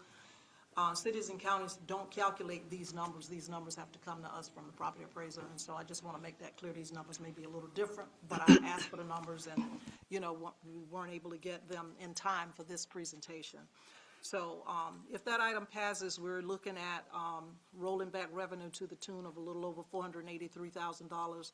And if the item passes, it not only affects your 27 budget, but it affects your 28 budget. And that compounds with an additional $586,000 approximately in impact on the budget. If this happens, 96% of the homesteads in the city would not be paying any property taxes. And this is $150,000 homestead exemption in 27 and a $250,000 homestead exemption in 28. And there's some stipulations around that in terms of who is able to get it, and I won't go into that. But it is going to have a significant impact on revenue generation, not only for the city of Gainesville, but the county of Putnam and all of the other cities and counties around the state. Final, page 7 of 9, actually not the final page. So the action required today is to set the 27 maximum not to exceed millage rate at 6.2397, holding the rate flat at its current level for certification to the property appraiser. The maximum is a ceiling. It's not the final rate. The commission can adopt a lower rate at the September hearings. It cannot go higher without mailing a new notice to every property owner. This is a number on the August tax notice. Property owners will see the maximum on their trim notice. The final rate is September 10th. The final rate is set on September 10th at your first budget public hearing, and the 24th, the second and final public hearing. A flat ceiling preserves right now every option through hearings, including adopting the rollback rate. So today is nothing final. It's just setting a ceiling and giving me the opportunity to come back and present something that hopefully will be acceptable to you as you move into your hearings on the 10th and the 24th. Any questions or discussion? I don't have discussion. Okay. Someone want to make a motion? Yes, based on the FY 2027 budget development update, I move to set the tentative millage rate at the current rate of 6.2397 and adopt 2026 R-114. A lot of words. We have a motion and a second. Is there anybody here for public comment? Seeing no one, close public comment. Roll call, please.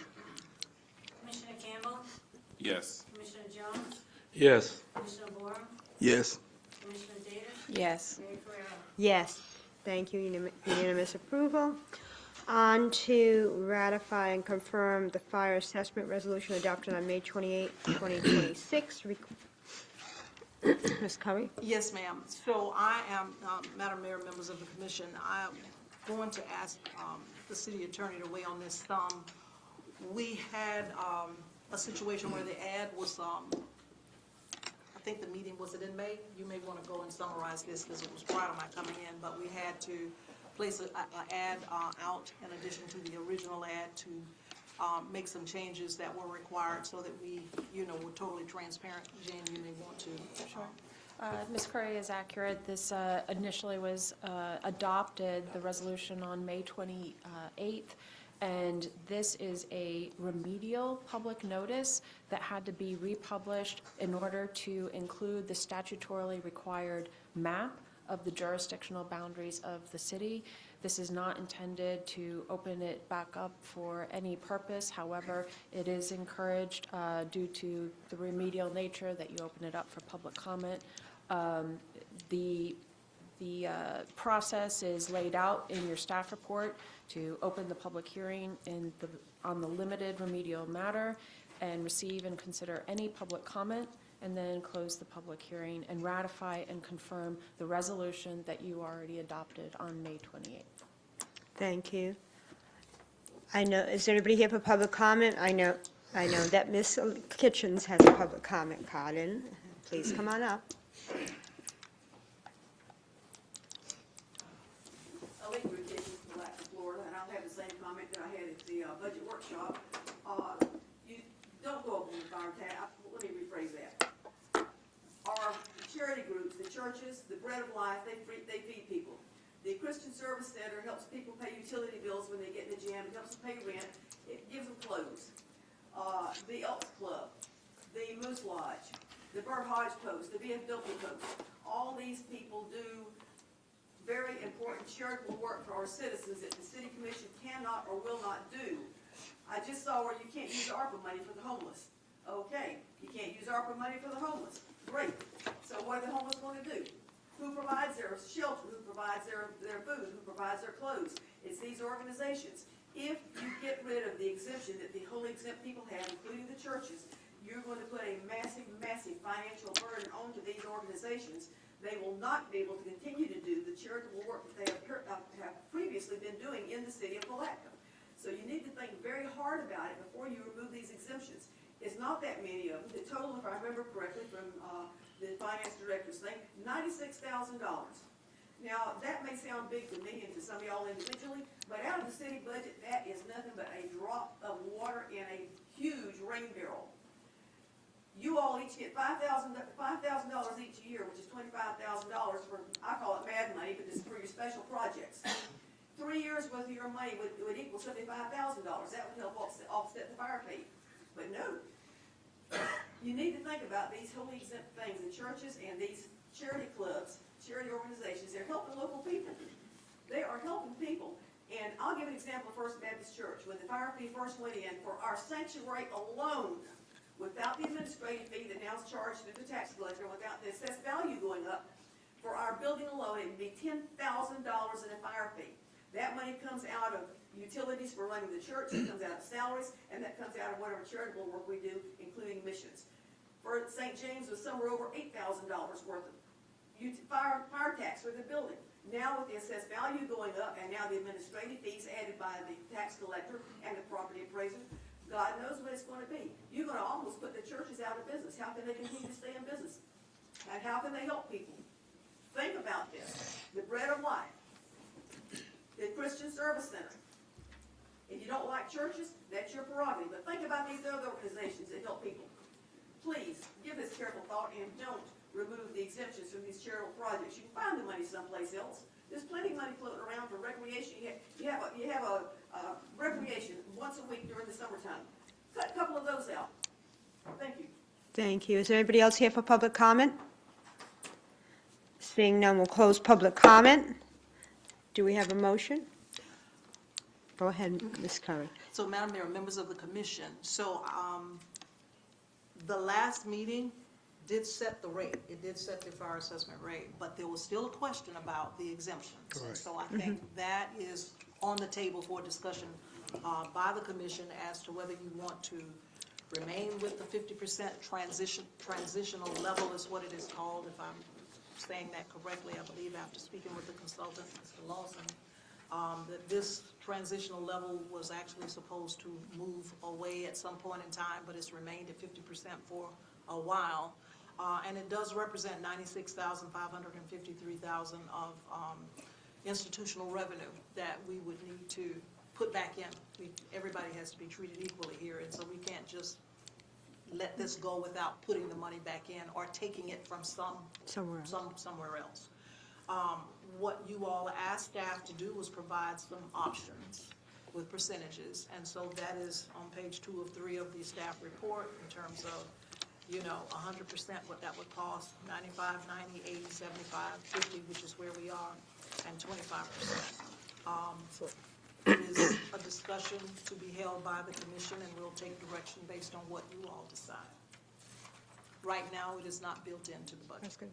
Okay. Discussion? Could you make that bigger, please?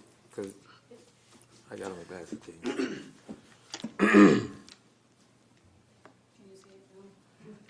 I'm sorry. It's on page 2. It's right in here. Yeah. Well, I want the people to see it. That's what's important. It's important for them. Yeah.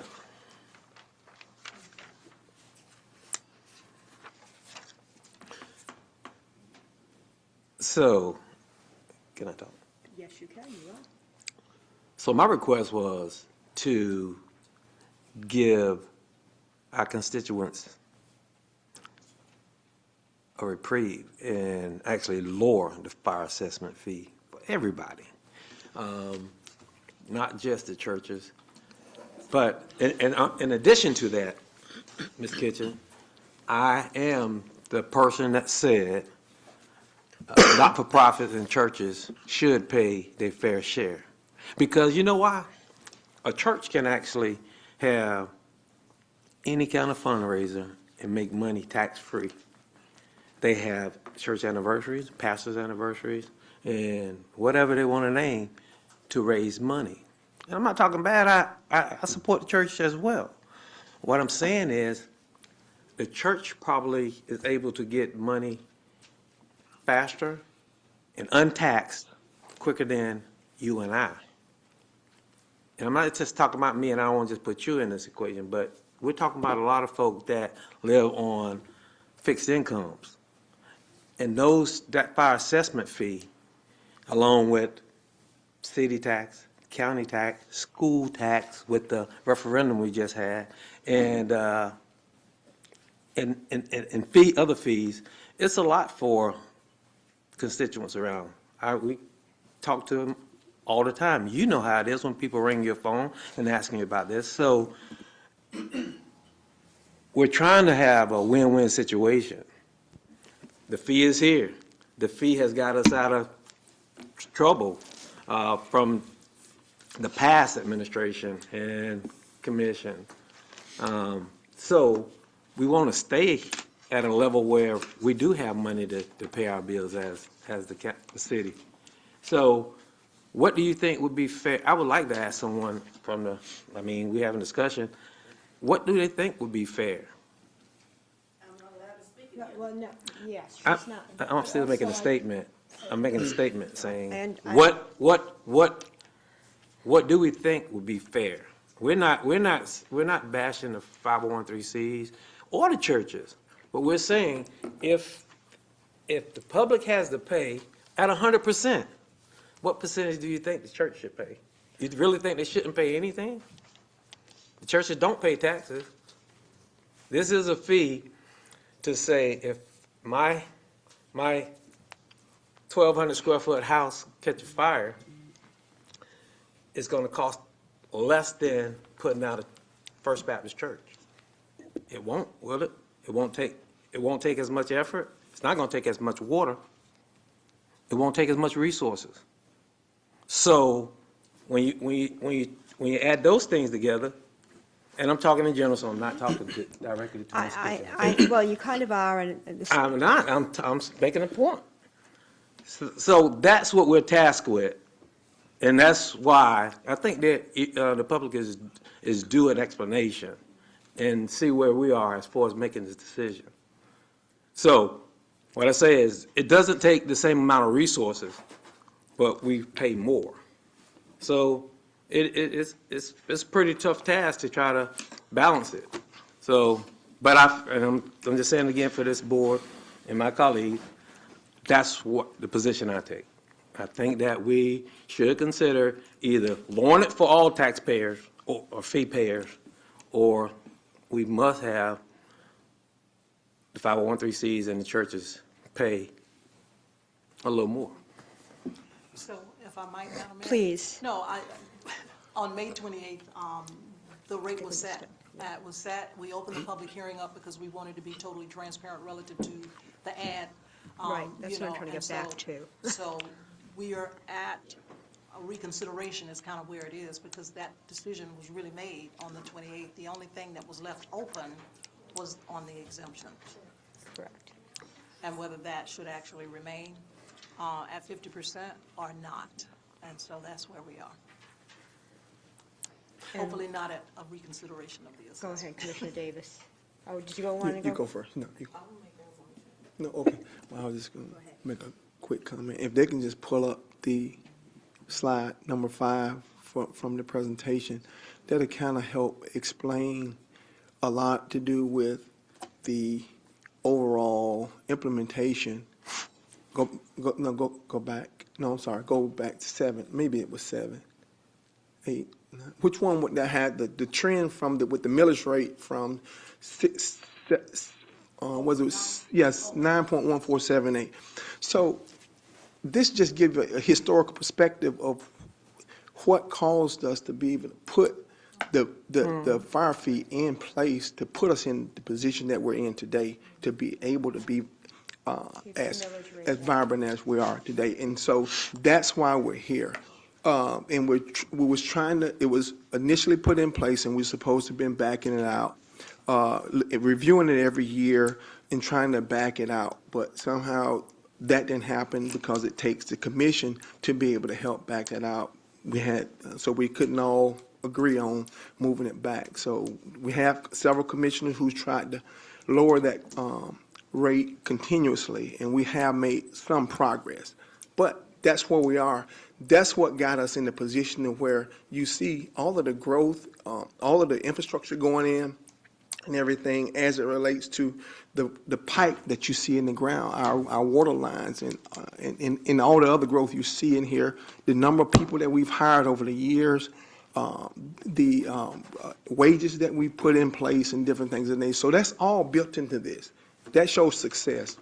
So, but yeah, and so again, I concur with Commissioner Jones as it relates to if we're going to have our residents pay at 100%, then the institutions that also don't pay taxes, but they also earn grants. They get grants. They don't pay taxes, but they get tax dollars through the form of grants. They get revenue through donations, generous donations from people untaxed. So I think from a fairness standpoint and service, they receive the services from our fire, police, and everything else, the utilization of the roads. So everybody who attend these churches, there's a number of calls that go out to these churches, from emergency services to everything else. So I'm just going to conclude with that. So I think that, those are the things. So if we're going to do it for one, we need to do it for all, and we need to try and roll it back. I'm a proponent of trying to be more fiscally responsible, and let's roll this back. I'm always a proponent to help lower taxes, and this is what we've done over the years. So I'm completely in agreement with Commissioner Jones. Okay, go ahead, Commissioner Davis. Thank you. I move to ratify and confirm the fire assessment resolution that was adopted on May 28th, 2026. Second. We have a motion and a second. Is there any further public comment? Seeing none, we'll close public comment. Roll call, please, Madam Clerk. Commissioner Jones? Nay. Commissioner Gore? Yes. Commissioner Davis? Yes. Commissioner Campbell? Yes. Mayor Carrera? Yes. Thank you.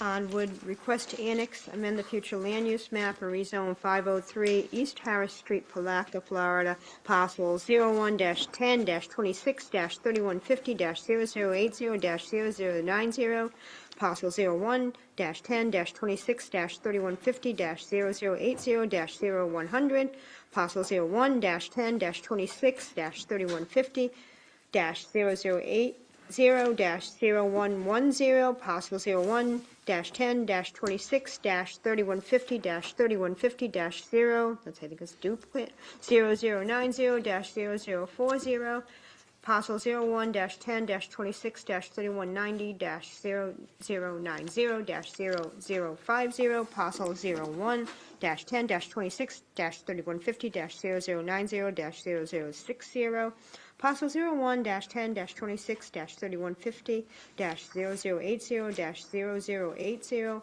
and parcel 01-1026-350-3050-0080-0070. Mr.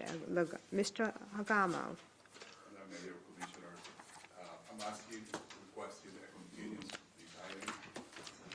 Item 10C, three ordinances to the next city commission at a time certain.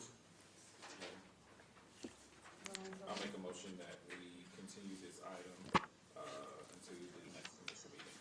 Second. We have a motion and a second. All in favor? Aye. Aye. Well, I could have done roll call. Any opposition? Thank you.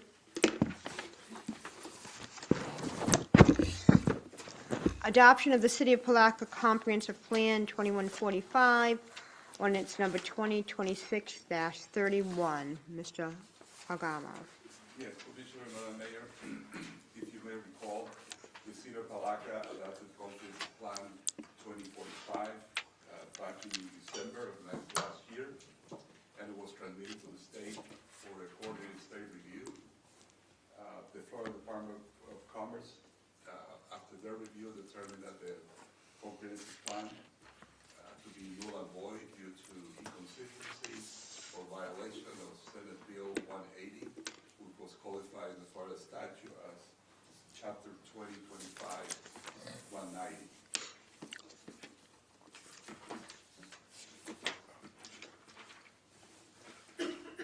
After we received the notice from the state, we requested the state to give us a staff report so we can see what were the inconsistencies that was pointed out by the state. And they basically have two categories that they raised in their letter and their staff report. One was that policies that were more restrictive or burdensome than what we have currently. And the other was that potentially could be more restrictive. After we received the staff report from the state, we tried to meet with them. We tried to call them. They wouldn't return our calls. They wouldn't meet with us.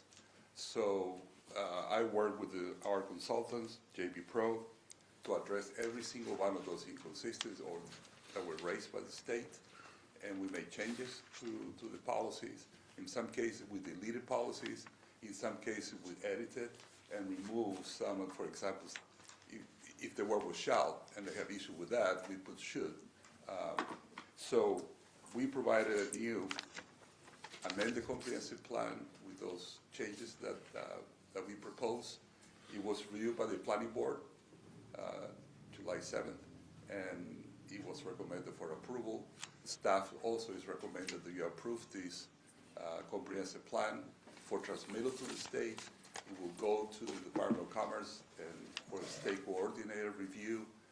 The state has 60 days to respond to our submission, to provide comments to us, objection, comments, and recommendations. And after we receive that, we will address, if they have any more issues, we will address their comments, and then eventually bring it back for adoption to the city commission, which I believe will be probably 2 or 3 months from now. Thank you. Does anybody have any questions of Mr. Agama? Okay. Do we have a motion? Motion to approve.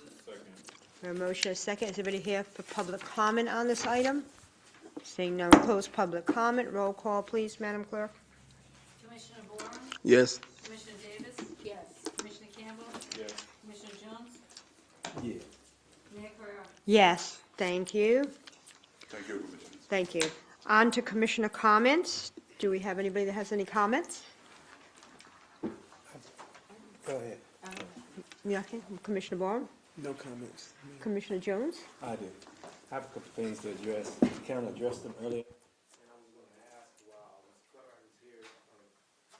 In reference to the event, special event planning, I was asked a question today randomly in reference to the block party that has passed, and it was an officer-involved incident. And the question was, as we approve these events, and I looked in the packet before I asked the question, I want to look again before I make any comment on it, and I did look. There's no insurance that the person that is sponsoring the event or having it, there's no insurance that they have or that's in our packet. And I think that that's something that we need to look into because it's going to have us for some kind of litigation. And that person that was calling me was asking me all of these questions. So it seems like a frame of mind to go there. And I asked the city attorney, and she gave me the answer. And as we look, we're approving these things. And, you know, the backlash that we received before, things happen. We have no control over them. And it seemed like a fun event. And I support it, as we all have. But we need to make certain that these individuals are getting their own insurance, because when something happens, it's going to come back on the city. And we got to be more responsible in the front of these things before we just go ahead and sign off on them. And so I didn't want to actually say it at an inappropriate time. I want to be more appropriate. That's what we need to do that. And do you agree with that, Attorney West? 100%. Okay. So that is something that has, and you guys know what happened after that event. We got fingers pointed at us. So that is something we can do. And I don't know, either we get the insurance or they get the insurance when they have the liability insurance when they have these events. And I guess there should be a threshold. A kid party, of course, and we should be okay with that. But when you start talking about adults, even a kid party, it can get hurt on our property. A whole homeless is not enough. I think it should be liability insurance. Can we get that brought to us in the form of a policy that we pass to make that happen? That would be more. And my understanding was it was part of the special It's supposed events to be, policy, yeah. process. And Right.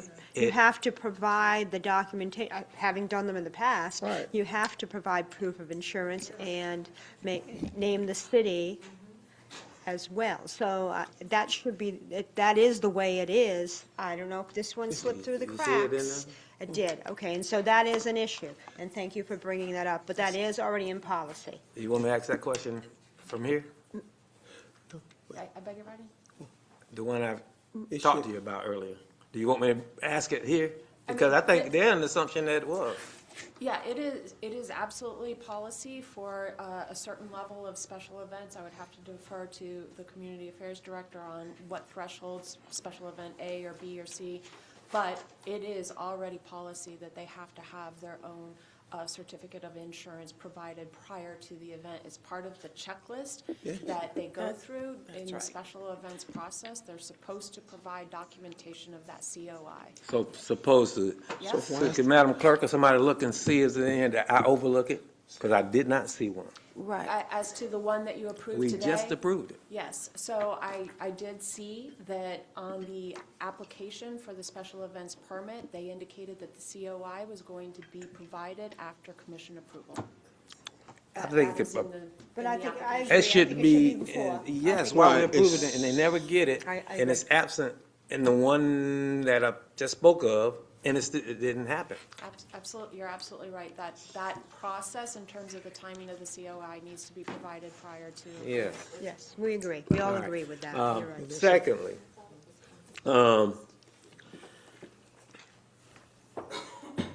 as I listened to Lorenzo speak on zoning and the Harris Street area, did he leave? Oh, the Harris Street area that you're bringing to us today. I know we spoke about it, mentioned it several times, going back and forth about squaring off the boundaries within the city so that we would have, in areas like the Rolling Hills area, either make it squared off so it'll be city, in the city limits, so they get city water, city sewer. The Baileyville area, the area where you're talking about Harris Street, squaring those boundaries off so it'll be city, and we can provide city water and sewer. At least offer it. If those residents don't want it, that's one thing, but we need to make an effort, and I've requested it, and requested that we make an effort. Here's a request, and then here's a request for somebody to do just what I was asking, and it's here before us. But I haven't seen any effort that we have put out to try to facilitate that. You're correct, Commissioner. We haven't done that yet. We haven't, in the last discussion that we had on this item, if you remember, we presented you the issues involved with doing the annexation of that area. Yeah. Also, remind you that it is a voluntary process. We were prepared, to go and do a program to reach out to property owners. However, that direction we never got from the city commission. We had that discussion at the public meeting, but there was not a formal direction for us to do that. It was a direction of this board. We did give direction. Yes. Well, I think we would have to look back to verify that, but also there was a cost to it. I mean, yes, it's voluntary, and there's a cost. Okay. And I think that's what the issue, the cost of it to provide, and then there was direction for us to go look into, to get a grant that the state has, and we did look into that. The problem is that the applicant has to be the county because those properties are within the jurisdiction of the county, not the city. So we couldn't apply for it. Well, here's an I opportunity. think I provided an email on that, or a report to the commission. So here's an opportunity, Harris Street, they're requesting it. So Oh, here's yeah. an opportunity to make that happen. Oh, yes. So I want to absolutely. point it out to you Oh, in this please. meeting so that Yeah. we won't have to have a one-on-one. We need that to happen. Because now the county have an ask for us, and are we going to give them the same response that you just gave me? It's too costly. What do we gain by their request? I'm not aware of the request from the county. I don't I'm either, not aware of it. but It'll be coming up soon. So, but I would like to have the cost that's associated so that so we could actually tell them as well. Yeah. So, I know you've been out for a We minute. do have those numbers. It was about close to $40 million to extend the sewer and the water lines. $40 million? Yeah, if I remember, that was what Public Works prepared. Okay. So Harris Street actually goes all the way through the Baileyville area. So I want to see how we make this happen. So maybe I'll stand down and wait to see what happens here.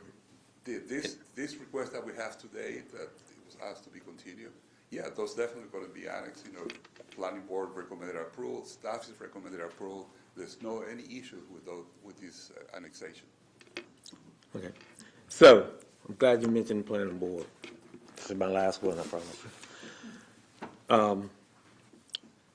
Rebuild Florida is a Department of Commerce program. They've been doing great work in the city of Palatka and Putnam County. Yes. They've been rehabbing houses, or in some cases, they tear down and actually build a new home for people. In certain areas, it has happened, well, it was brought to my attention, the young man from Tallahassee with that program called and wanted to have an appeal for someone who lived in an existing home, and they decided that they needed to tear their house down to rebuild. And they've been going through this process over a year. And this is what I gather. And you can tell me. So could you tell me could you give me some insight on? It hasn't been a year. Okay, could you? It started with a request for a zoning verification letter, and that was in May of this year. Okay. Of this year? Excuse me, may we get some understanding of what we're talking So you're about? talking about. Please, from I want him, let him. From let him Mr. get- Mr. Argamo. Argamo, tell We're us talking- background, please. Yes, we're talking about an existing house on St. John's Avenue, 1509. It's an existing dwelling unit. It's a non-conforming use because it's zone commercial. The intent of the program, the engineer working with the state, is to demolish the house and put a new one. The problem is that because it is a non-conforming use, they are vested to continue, and they can remain. The problem when they demolish, they lose their vesting provision, and therefore our code does not allow to put a new house. It has to become commercial at that point. Well, the only option they have really is to make it commercial on the first floor and residential on top.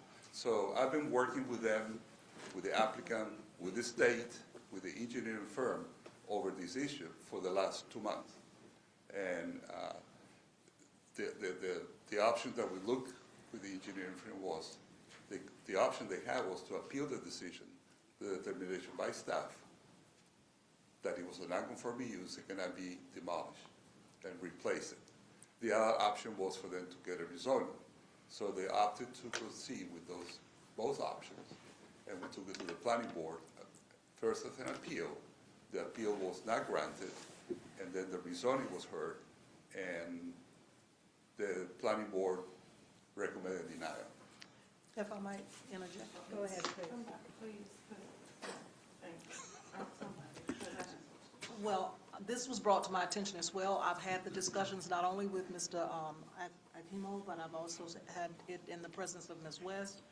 I went by, took a look at it. I know the history. I've spoken to Keon Scott from the State Department of Commerce. I had some concerns based on the circumstances. I know zoning and I don't know zoning, but I do realize that there are zoning rules that apply, maybe some precedent that applies, but there is also a point of entree for this commission to also have something to say about that as a final decision. I've spoken to Mr. Akimo about that. It is to be brought back in a report form, and if there is an opportunity for this commission to take action on this over whatever the appeals board or Mr. Akimo, who I think made the initial decision to decline, if there is an entree point for this commission to make a decision one way or the other, I would like for that to happen on the 27th. Is that what we discussed? Yes, if I just may add, the only option really available for the city commission to have entry is to review the zoning request future land use amendment and zoning request.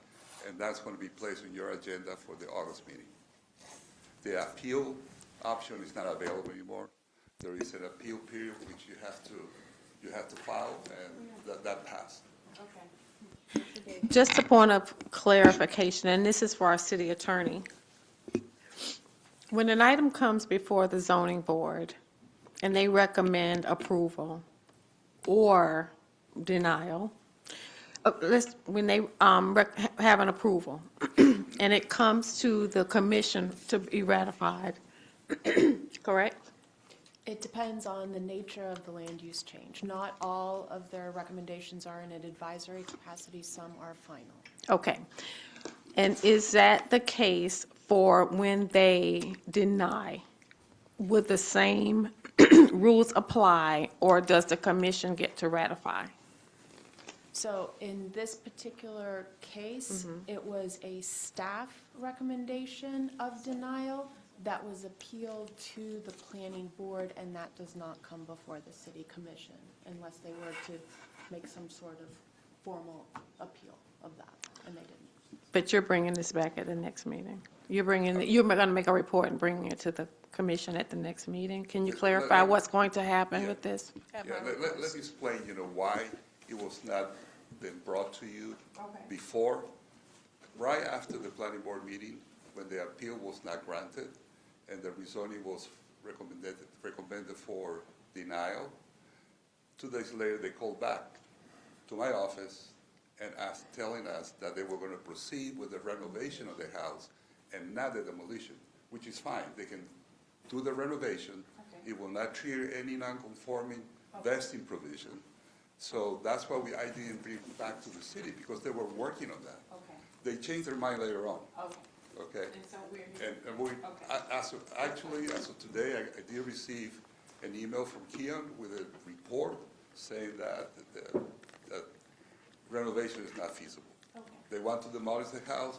The only way for them to do that is when I bring back the future land use amendment and rezoning application to you for your consideration. If you approve that, then they will be able to do what they want to do. Thank you. But I need to tell you, though, that, I understand. okay, I need to say that No. we have a recommendation from planning board, and you have recommendation from staff, which is for denial, and that's not going to change. That's fine, and that's fine. Okay. Thank you. So I still have two questions along. When was the zoning changed? Because that house been there a lot longer than one of those businesses there. Actually, it's two houses. And along that corridor, all along that corridor, you have mixed use. You have residence, business, residence, residence, residence, business. So that's on St. John's Avenue from Mosley all the way down to 11th Street. So it's mixed use. So when was it changed? I just want to know when was it changed? I believe it was 2008. 2008? Yes. And she was non-conforming since 2008? That's correct. When the commission approved the zoning of commercial, you made it non-conforming. And you put specific provisions in the commercial zoning that new single-family home or new residential unit could not be built. And there's about 7 houses existing today in that corridor. And it was the intent of the city to make that a commercial corridor. So the city kind of did their own gentrification? That's correct, yes. That's what that is? Yes. So, but it is coming back to us, and we can set precedents. You and can change. grant the rezoning, the future land use amendment, and that would be the only residential zoning within that whole corridor. Appreciate it. Yeah. Are you all set? I'm set. Commissioner Jones actually brought up what I was going to make mention of in this meeting, so I look forward to the conversation in August. Okay, thank you. Anybody else? Are we all set? Do you have a motion to adjourn?